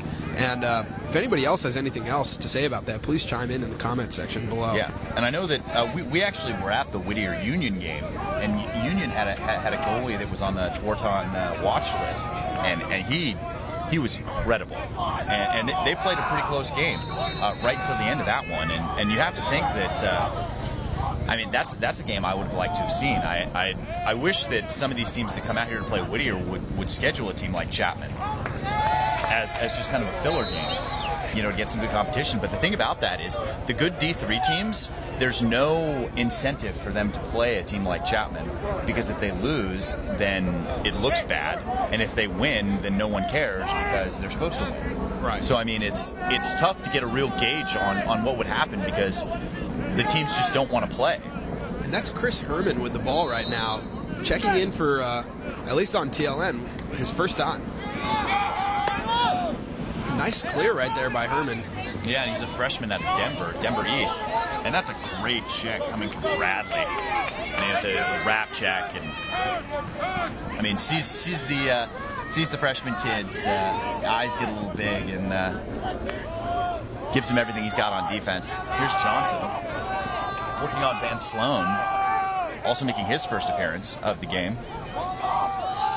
And Kazuki Watanabe, the exchange student from Japan, also in on defense for Chapman. So definitely opening the floodgates is Coach Hartley over there with the bench players. And Watanabe, you know, not the only Japanese exchange student playing not only the MCLA, but in the SLC. I mean, I know there's, over at UCLA, they have a Japanese exchange student playing there, as well as at UCSD. So, really great. I know lacrosse is pretty big in Japan. And there he is making a great play, passing it up to Shaw, and Shaw can't quite handle it. And the ball's going to go back to Lax Cats. But yeah, definitely a lot of Japanese exchange students playing. Yeah, that's great. It's great to see the international reach of the sport, and it's great that the Lacrosse Network's able to be on YouTube here, because you know, we're able to broadcast these games internationally. Yeah, and we've actually gotten some comments in Japanese. Yeah, which is pretty neat. We had to, our friends over at Google Translate helped out with that one. There's Carlo coming in hot on post. Fortunate not to get a call there. And there's Max Shaw selling out. And I mean, he's that kind of guy that does that, sacrificing his body, going down there, making a play. I mean, the senior out of Scottsdale, and you'd have to think that he's pretty fired up to be in this game against University of Arizona in the playoffs. Here's Dutra. Oh, nice play by Johnson. And there's the goal by Hook. Wasn't sure that one was going to happen there for a second. No, I mean that play was made by Zach Johnson right there. Just a heads-up play by a freshman. Picks off the pass and gets it over to Hook to finish it. I mean, impressive play there by Arizona. And cuts the lead back to single digits at 9, at 13-4. Here with 14-28, or yeah, 4-28 rather in the third. Game's yeah, I mean that's a great play by the Lax Cats. And that's like what we talked about in the first quarter when Chapman got up like 4 or 5 goals early, and there's no give in any of these Arizona kids. I mean they're out to play no matter, I mean how big they're winning by or how much they're losing. I mean they're gonna go out there and play as hard as they can.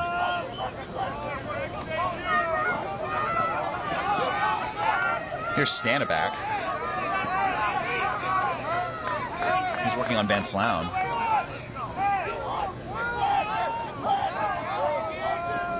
Back to Hook. Here with 3:51 to go in the third. And I think what we got to see right here is Arizona dodging with some confidence. And there's Johnson. Johnson's going to take the shot, and that one's just off the mark. But definitely a good opportunity, scoring opportunity for Johnson. He's got to continue to take those shots. They have the talent at the attack and the midfield position to be dodging. So I think it's important for them to, they got to sell out here in the playoff game with 3 minutes and 30 seconds left in the third quarter. And here's Jenkins. Looking for some space. Remlinger not giving him anything. Here with 3:17 to go in the third. And, I mean, this is something we talked about earlier. I mean, they have to exploit their shorty matchups. And there's a look inside for Johnson. And that's Welch getting a stick into the passing lane there, knocking it out of bounds. And the ball back to the Lax Cats, and here comes Johnson.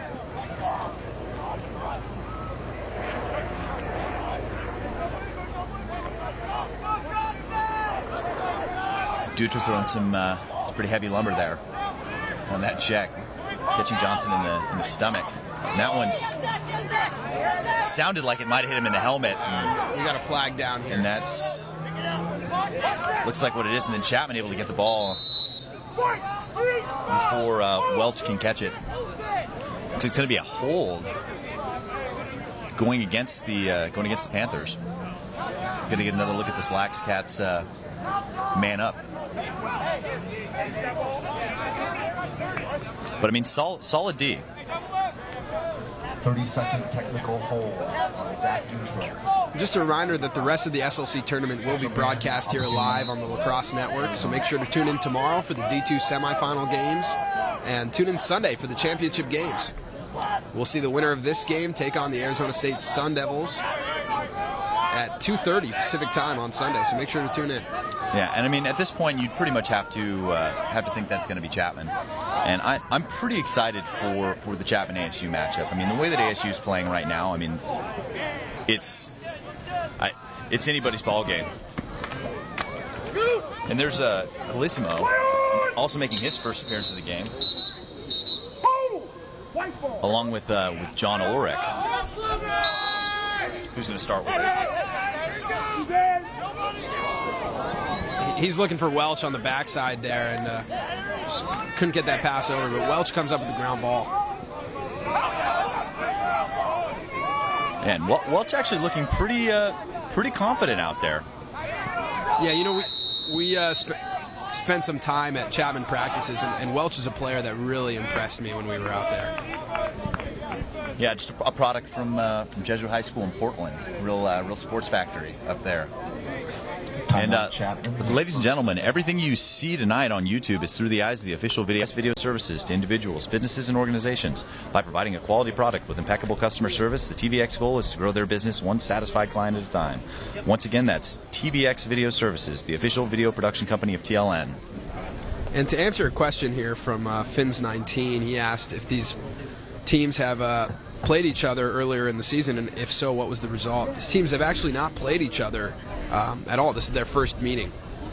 It's an interesting thing about the SLC is that it's split into the North and South. And correct me if I'm wrong, Chris, but I think that's the only conference right now in the MCLA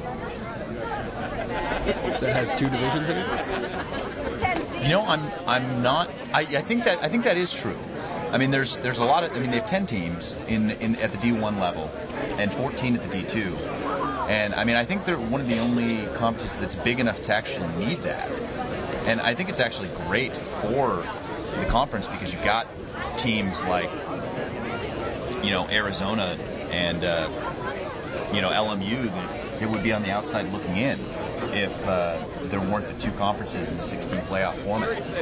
And I mean, those teams can come in and make some noise. I mean, that's for sure. And another new face checking in for Chapman, number 54. I gotta say that's Max DeVries.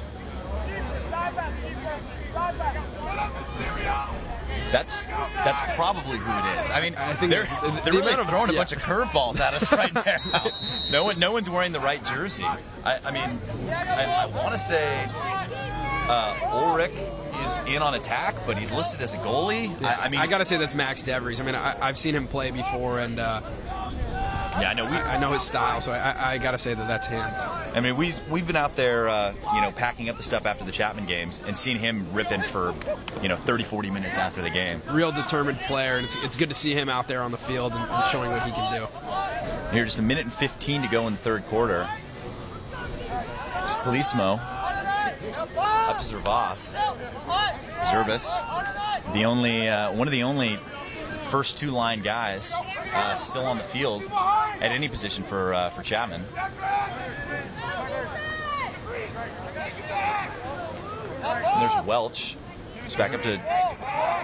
A great question here from Laxstick. Are you guys covering the MCLA tournament? And the answer to that is actually we will not be covering the MCLA tournament, but if you guys think we should be, make sure to chime in. Tweet at the MCLA right on their Facebook and let them know the Lacrosse Network should be there. Yeah, and I mean, we'll be there watching. Yeah, we'll be there. We'll be there watching. So I mean, if you like our commentary and let them know. It's gonna be a flag down. It looks not sure what the call is. I was looking for offsides, and there's Goldstein. Unbelievable goal. That was spectacular. I don't know how he scored that. I mean, it looked like he was 3 feet behind the goal when he caught it, and the fact that he was able to get that shot in. I mean, I need to watch the replay. And it looks like that flag with the hold was waved off, but we talk about TVX video all the time and Ted Benrick, and it's a real great thing we have him here today because we'll be able to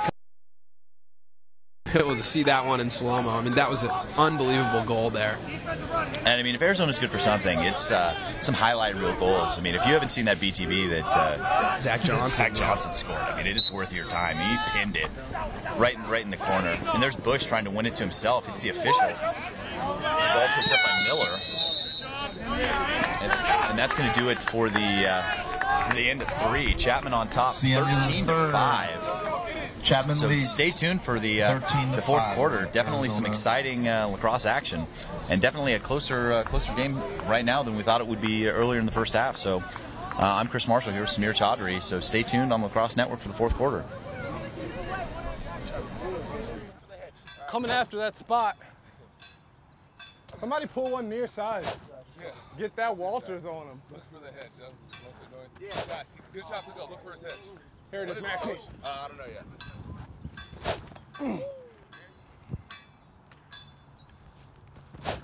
Good shot. That's moving. Get him, G. It's popcorn. This is Jack Sandler from Skidmore College. Hi, this is Dave Campbell from Middlebury College. This is Coach Rannigan from Trinity Lacrosse. Coach Kyle Benton from St. Lawrence University. Chris Malone at Arizona State. This is Sean McGonigal. This is Coach Mike Allen. Dallas Hartley. You're watching. And you're watching the Lacrosse Network. Boom.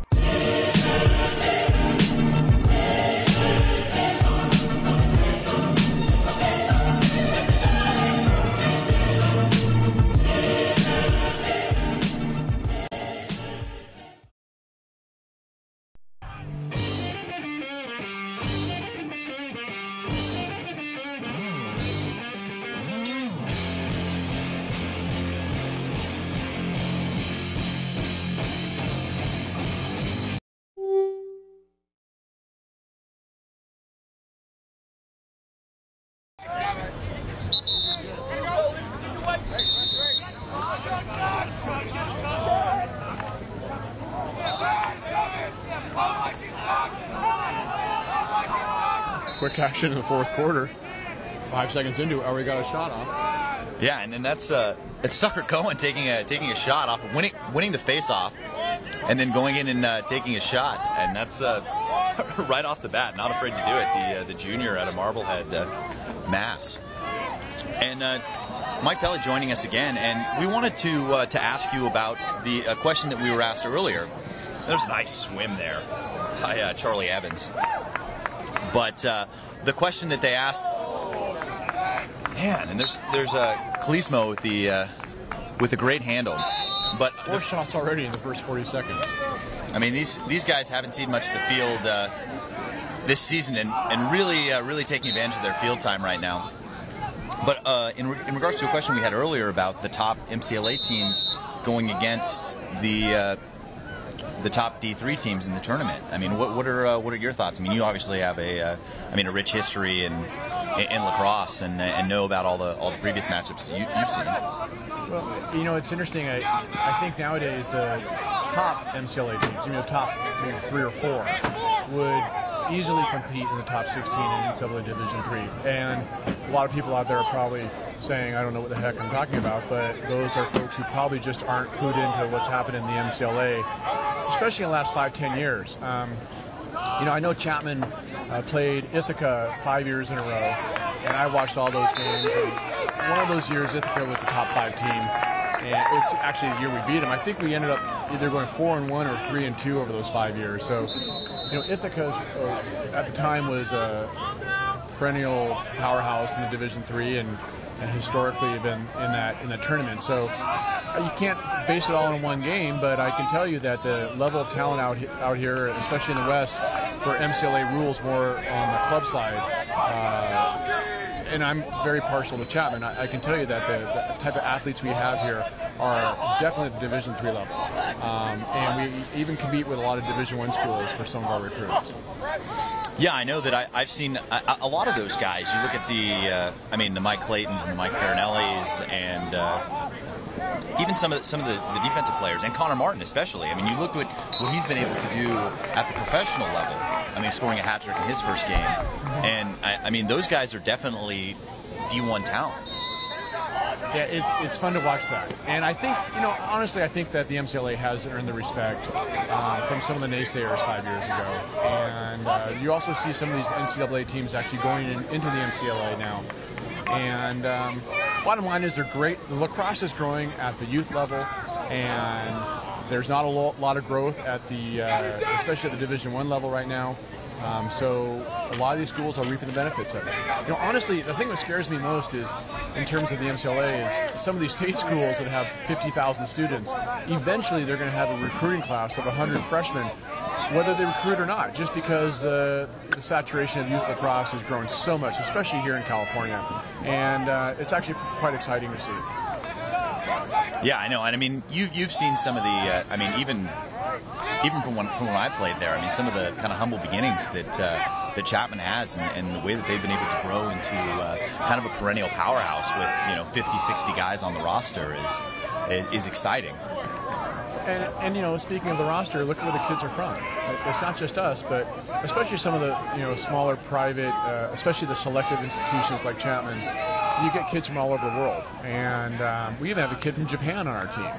And I interviewed this student and I asked, how in the world did you ever end up at Chapman? He said, well, there's 3 things I wanted. I wanted the West Coast, I wanted a business school, and I wanted to play lacrosse. And he whittled it down to Chapman. So to say that lacrosse doesn't have the influence on where these guys go to college would be an understatement. I know it's a big factor for a lot of the students I've talked to. And here with 11 minutes to go, Wyman's going to try his luck. And he's one of the Chapman players that we've actually seen a little bit more of coming on that third and fourth line that we've seen late in some of the other games earlier this season, and drawing the flag, and that one just going out as Tucker Cohen hadn't quite gotten back into the box. We're going to get another look at the man up unit. Interesting to see who Chapman brings out here for the man up. Yeah, Casey's a good kid. You're asking about Casey Wyman, from the Thatcher School up in Ojai Valley area. 1 minute per squad. Parents are great. He was one of the best players on his team, and it's nice to see some of those Ojai Valley kids come down, especially from places like Thatcher, come down and play at Chapman. Yeah, and we actually broadcast a game from the Thatcher School, the Torrey Pine St. Ignatius game, which was one of the most exciting games we've covered all season. I mean, right down to the wire. Torrey Pine scoring the last 3 goals, and there's a great shot by Welch right into post, the goalie. But it was a good look. Yeah, Welch is looking really good here. He's one of those 3rd or 4th line middies who hasn't played a lot, but he's a great player out of Jesuit, as you mentioned earlier. Jesuit in Oregon. Really nice kid, really smart kid. Knows the game well. And again, one of these students, just like Casey, who was one of the leaders on his team in high school and has moved up as an underclassman at Chapman, is paying his dues, and eventually we'll see a lot more of the field. Back to Zervis, and there's the big-time rip. That one coming out of Evans, the freshman at De La Salle, Concord. It's like Dutton going to bring the ball in. Another one of the Oregon players out of Lake Ridge. And the pass into the crease almost snuck in the goal there. But that one's going to go the way of the Lax Cats here with 9:43 to go as Post brings the ball in from the end line. One of the nice things about Dallas Hartley as a coach, scores 13-5 here. He's, I don't mean to sound disrespectful, but he really turned it off. And you see Chapman doesn't score a lot of games more than 15. And a lot of our scores have been a little closer than they seem on the scoreboard, but it frankly kind of worries me sometimes because, lacrosse is such a fast game. Here we are 13-5. And Arizona's, they're talented. They could definitely step it up and put in 3 or 4 quick goals here. And, realistically, it's 9 minutes left. But this is, the fastest game on 2 feet, as they say, and it worries me because I appreciate the fact that Dallas turns it off, but I'm one of those guys where I feel maybe I'm always worried. So although I appreciate it, it still stresses me out a bit. Yeah, and there's the ball into Hook going into the fast break as Chapman was making a change on defense. But one thing it's really impressive to see the level of play from those guys down towards the end of the bench from Chapman. And I mean, you see those players. I mean, I know Coach Malone was talking about it earlier when we mentioned that the starting goalie from Arizona couldn't make it due to a scheduling conflict with the final. And it's that next man up mentality. So I mean, this is a great opportunity for some of these young kids to get out there, under the lights in the playoffs and get some valuable experience. And there's Nielsen being big right there, hugging the post, not giving an inch. And Chapman's going to maintain possession up to Laviola, and no problem on the clear there with 8 minutes to go. Still 13-5 in favor of Chapman. Gets inside, switches hands, takes the shot, and that's a great kick save from Post. And then gets the ball right back. And that was a dangerous play. And there's Tucker Cohen grabbing the ball out of the air. Gets it inside, looking for Guderski. Yeah, that was a good save by Post. Yeah, I actually, until you said it, I was wondering about their goalie. I didn't know what the situation was. I haven't followed Arizona this year, but I could tell. Well, I was wondering if that was their starting goalie, and now that you just cleared that up for me. He's really stepped it up the second half. That was a great example of a good save. Ms. Labiola gets it inside to DeVries. I mean, wearing 54, and I mean, the numbers are tough. I mean, I know it was like it must be like what it's like for Vin Scully on Jackie Robinson Day when everybody's wearing 42. I mean, it's like I know I heard an interview with him after one of those games, and he said he flat out just guessed on one of the pinch hitters that they were using. It was kind of a rarely used guy, and he got it right. And I mean, I'm hoping that we're getting most of these kids right based on the fact that we've seen them play quite a few times. But it's tough. They're switching the numbers up on it. There's Plummer with the crossfield pass. And that one just off the mark. It looks like he was looking for Gio there. And with 7:17 to go, it's Chapman ball.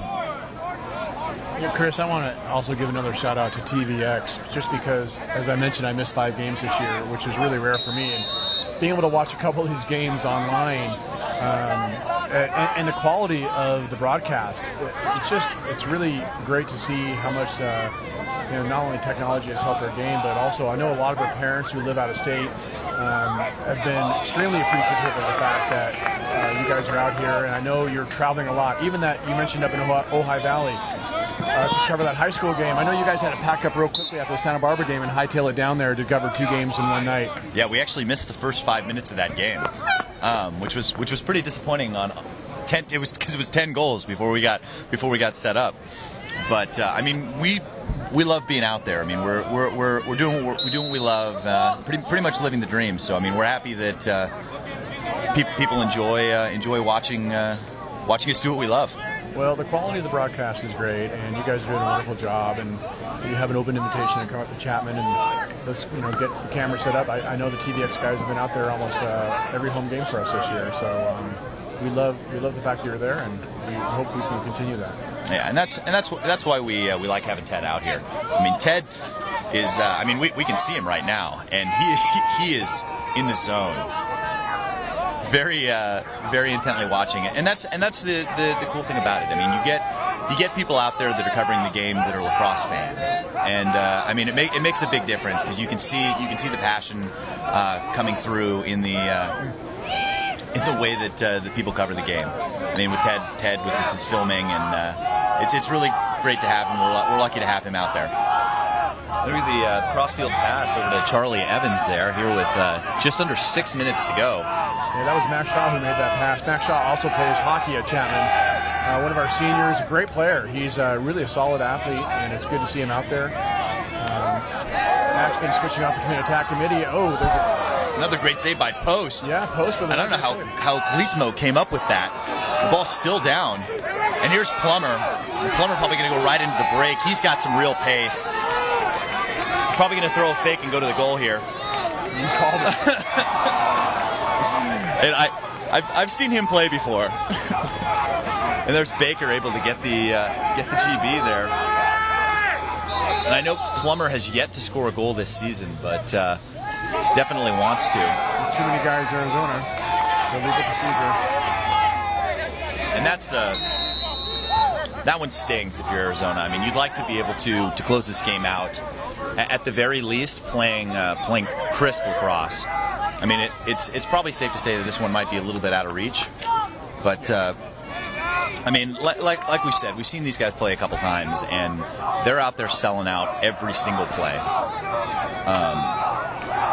And that's something that's good. I mean, you see players that have heart like that, and that's just something you can't coach. And to have that kind of culture like building in a program is something that will make these guys scary in the future, especially since they have more than half their team are freshmen and sophomores.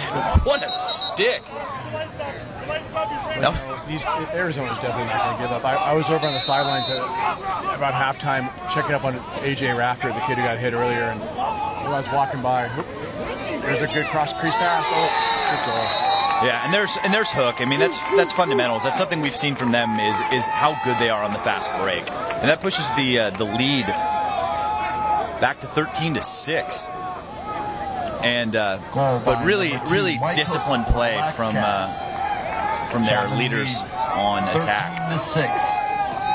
Well, before that goal, I was telling you I was over at halftime checking up on AJ, and I was listening to Mickey give the team his speech, and it was a really inspiring speech about not giving up and playing for your your teammates and playing for your parents and playing for the alumni and having pride and go out there, and they all yelled pride and he yelled and really mean it. And Mickey's a really classy guy, and I think the players responded well to him. It's hard though when you're I don't know what the halftime score was. Was it 11-3? Was that what it was? Yes. But these guys seemed pretty fired up, and it was a good speech, and it seems like Mickey kept these guys in it for the second half. Yeah, and I mean, and you see Coach Felton, and I mean he's got like a real larger than life personality, and he's got his cowboy boots and his bolo tie, and doing and it looked like he stepped out there. Really fortunate that they missed the call there is Henry Miller. But I mean, you can tell how passionate he is about the Arizona program. I mean, he's been doing this for near 40 years, and it really comes out in the play of his players. Coached against me 26 years ago. Looks like I got a timeout here. Timeout Arizona. The game's getting a little sloppy, going back and forth. A lot of ground balls being missed right now. I think we're just waiting for the clock to wind out here. Last 3:20. That was a good timeout by Mickey, just to slow things down. Want to end this on a positive note. Especially with these young kids. Go out there. Don't give up, and try and score another goal here, another goal or two here in the last 3:20. And attention to any of you high school lacrosse players out there. Are you ready to take your game to the next level? Thinking about playing college lacrosse? Then the Southwestern Lacrosse Conference might be the place for you. Enjoying success each and every year at the Men's Collegiate Lacrosse Association National Tournament. The SLC continues to grow with outstanding member colleges and universities.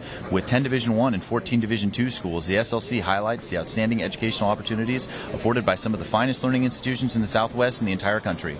Take your lacrosse game to the next level at an SLC member college or university. The SLC thanks YouTube and the Lacrosse Network for placing the spotlight on the SLC championship tradition. And I mean, we're happy to be here covering these great SLC games. And I mean, there's some really talented teams in the SLC this year and every year.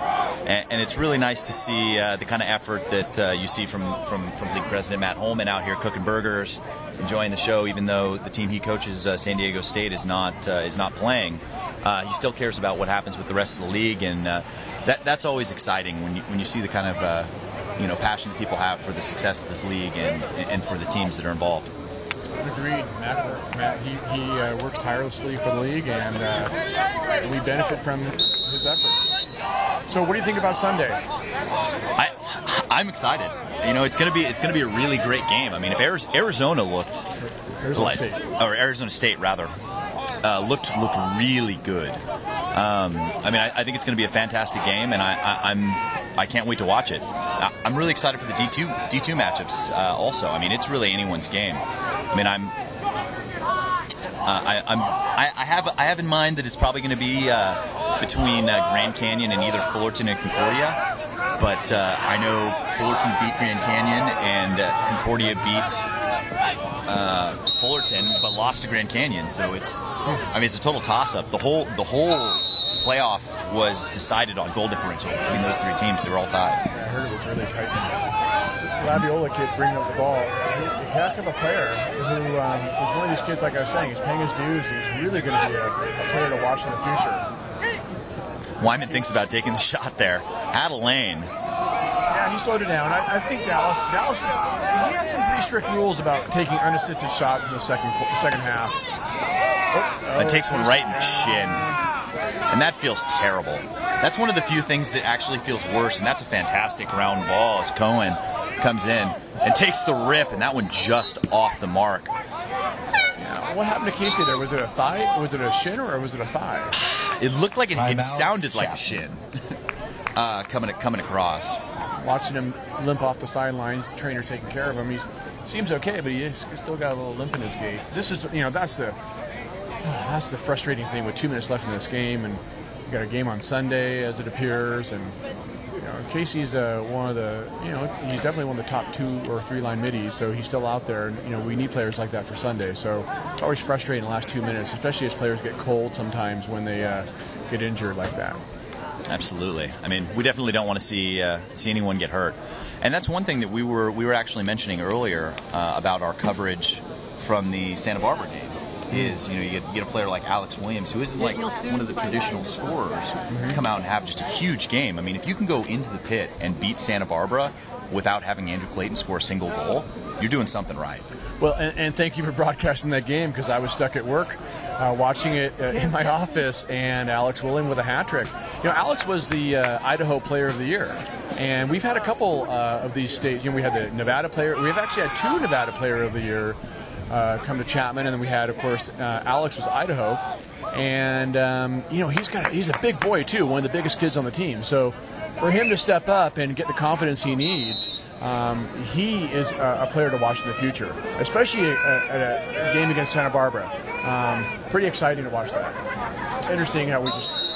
And that one just thrown away. It looks like Brody forgot that it was 2 minutes left. And here's a comment from NBatch67. He played at Chapman in 2001 and 2002, and it's awesome to watch the Panthers live from Colorado. And the godfather of Chapman Lax, Mike Felly, talk about the growth of fantastic program in SoCal. Well, I mean, we appreciate your viewership.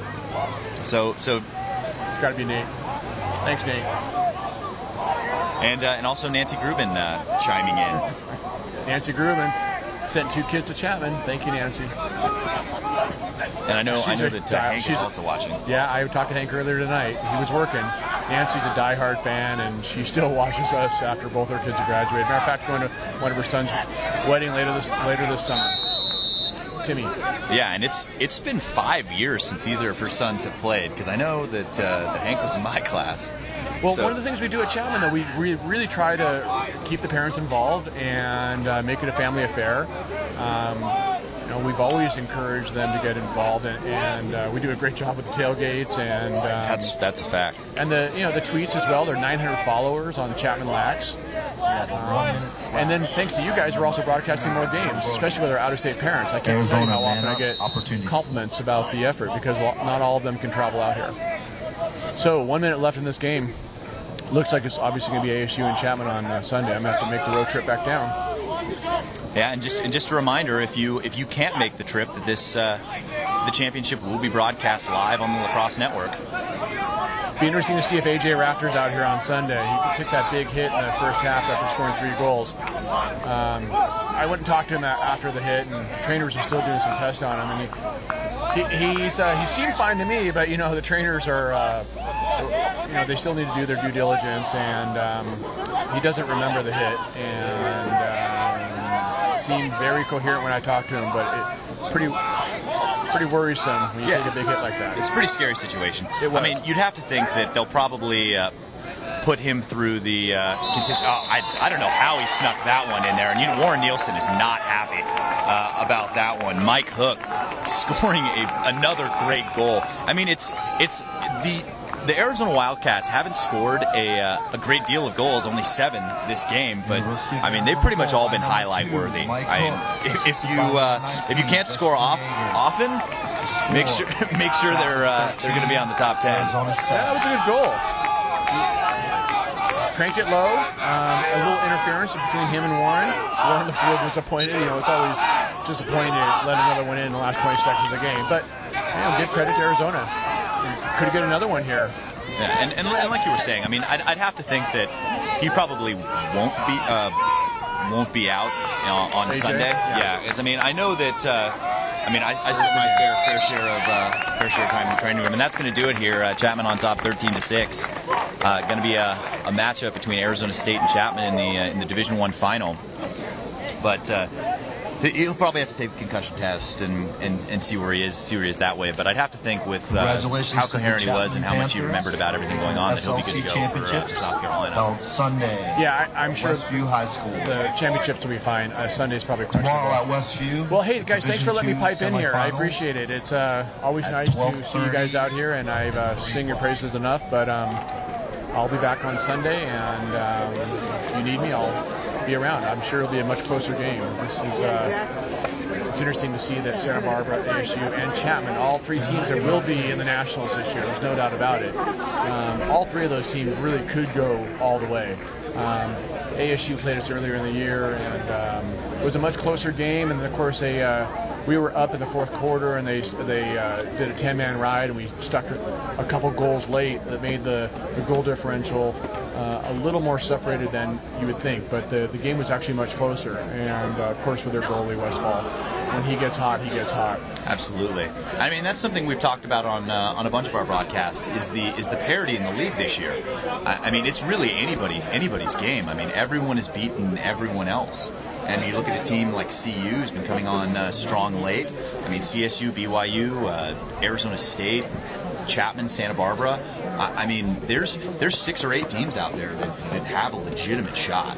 Well, and all those teams you just mentioned clearly are the elite teams of the MCLA. But it's interesting too. There's this teams 7 through 12 or all the way down to 16. Really, there will be some interesting upsets in the early rounds of the MCLAs. A team like Colorado, it's hard to figure out. They're so hot and cold. When they played us, the score was not very pretty. But all of a sudden, you go out and see them beat a CSU. But then CSU came back in the last 4 minutes of that game, somehow won that game, and that's obviously good coaching and good talent to do that. And the same thing with the BYU Chapman game, a big come from behind win for BYU. So, like I said, all those teams you mentioned are clearly. I think one of those teams is going to be the champion this year, and it's probably anyone's guess of who it will be.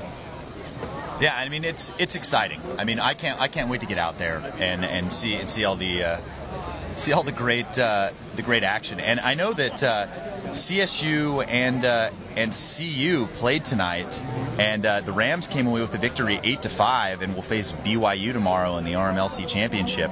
So I had CU winning the RMLC. So I mean, if you feel free to check out our projected teams and rankings for the tournament. Well, who'd you predict for this one? I picked Chapman in this one. I picked Chapman over ASU in the final. Well, let's hope you're 50-50 then. I hope so. I've got Concordia in the D2 final as well. So we'll see if that works out. Chris, in the other semifinal, I think BYU beat Utah, but it was a pretty close game in the final score. But again, you can't tell. I mean, this game ended up being 13-7. I don't know what the halftime score was of the BYU game, but Utah is one of those teams that always worries me. And I think do you know what the score was tonight? I'm not sure. It was a 3 or 4 goal game. I'm pretty sure. I was at the end of the Santa Barbara ASU game. I heard the score and I thought to myself, wow, that was a lot closer than I expected. So having BYU and CSU in the championship game, just like having ASU and Chapman in our championship game, I think it's pretty predictable. That's what everyone expected. So the top teams make it to the championship, and all 4 teams will go. And then the question is, will Santa Barbara? They have to be a top 16. They'll earn a bid, don't you think? I mean, they're the only team that's beaten Cal Poly. Good point. I mean, they played great lacrosse. I mean, they beat up on Duluth, which is a tournament team, and I have to think that they were going to go no matter what, but that Arizona State really needed to win tonight to cement their spot. Oh, interesting, and they did, and they won convincingly, especially in the second half. Yeah, you're right. UCSD went, from being ranked 3rd in the country to now being 3rd in the SLC, which is in a matter of 10 days. Yes. But it just says something about the SLC. I don't think it says anything negative about Santa Barbara. So I'm sure they'll be there. As a matter of fact, they may have already earned a bid. Have you heard that some of these teams have actually already been notified? I haven't. I mean, the only teams that I did know about at UT, Virginia Tech, and Minnesota Duluth winning their respective tournaments. But other than that, I hadn't heard anything. I mean, it's the at-large bids I had were Cal, ASU, Santa Barbara, two teams out of the RMLC, BYU, CSU, CU. You mean you've heard they've earned it? No. This is what I projected in the TLN projections, and then along with Pitt. Okay, well, I know Chapman's already earned a bid. I mean, they've been notified, which I think I compliment the MCLA for doing that. I mean, put it this way, if ASU or Chapman or Cal Poly or BYU or CSU ends up losing all their games, they're still going to go. So why not have the MCLA notify these teams early enough, a week or two early, and say, get your airfare in order, get your hotel, because we got an email from our coach a couple days ago saying we earned our bid, and it's before the playoffs. So I compliment the MCLA for doing that. Okay. Yeah, and that's something that I know Coach Calipari from Kentucky actually says on a regular basis that he thinks that they should completely get rid of the league tournaments for basketball. Because there's no real advantage for a team that's #1 in the country and is going to go anyway and has already won the outright regular season title to risk playing in these tournaments. And they ended up losing to Vandy. Well, yeah, I don't follow basketball nearly as much as lacrosse, but I can tell you, with these at-large bids and the AQs, there are some teams that can, for example, Pacific Northwest. Simon Fraser, they're hovering right on the edge of making the tournament. Well, if they win the Pacific Northwest, they get the AQ, and Oregon gets an at-large. So, it does mean a lot for teams on the bubble. And, teams who will strike it hot near the end of the season, there will be some 20 to 25 ranked teams who could win their conference, which ends up knocking out the 15th or 16th ranked team. And that's the beauty of, the regionals, is that the AQs will earn a spot. Yeah, and then definitely stay with us. Coach Hartley's going to be joining us. We're going to cut to commercial right now, but we're going to talk with Coach Hartley after that, so stay tuned. Okay, thanks for having me. Good night. Thanks, guys. Coming after that spot. Somebody pull one near side. Get that Walters on him. Look for the hedge. That's what they're doing. Guys, good shot to go. Look for his hedge. Here it is, Max. I don't know yet. Good shot. That's moving. Get him, G. It's popcorn. Look for the hedge. Coming after that spot.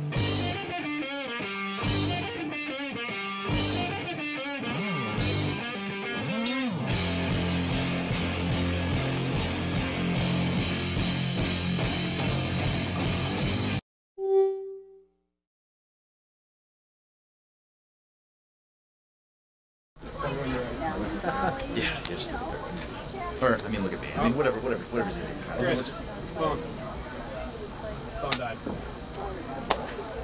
By the way, after we saw you. All right, well, welcome back. I think we just finished up the second game. Chapman came away with the victory, 13-7, and really convincing fashion. I mean, what was really the X factor for you out there? I thought that we had pretty good matchup superiority with our defensemen on their attackmen, meaning we didn't think they were going to get past us. So we did a good job of helping to their midfield and basically going man-to-man the entire game. Ground balls were a huge factor in transition, and we got a lot of transition goals early. And we didn't allow their goalie to get hot. I think we scored on our first couple of shots, which was nice. Yeah, absolutely. And I mean, it's obviously an advantage for you guys coming in on their second string goalie, and taking advantage of that early definitely, I think, contributed to the way you're going. But on a little different note, what's going on with the white jerseys? You're giving us a little trouble up here with a bunch of guys wearing different numbers. Oh yeah, sorry about that. We had 3 get left over in the wash. At least we're doing the wash. We just got to get them to the game. Sorry about that. That's the battle. And you set up a really solid matchup between you and Arizona State for tomorrow. I mean, what's the game plan, if any, for that game on Sunday? Well, they've got one of the better defenses around. Their offense was, coming around early in the season, and it looks to be doing real well. So we've got to take a look at the film, make sure that we can figure out what matchups we want to get into, and then penetrating defense and getting some shots past Westfall. No easy task, but we're gonna have to be patient, make sure we find our looks, and take shots that'll score. No maybes.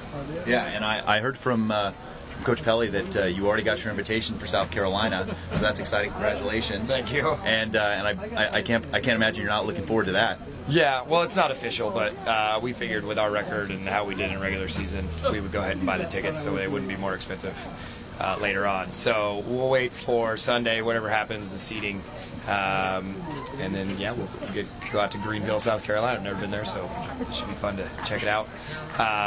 Again, Arizona State's a great matchup. Two highly ranked teams.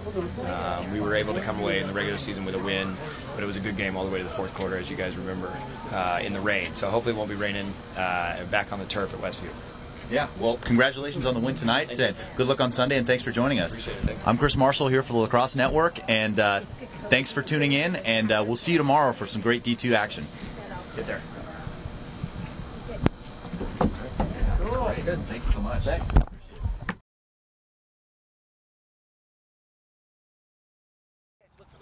Coming after that spot.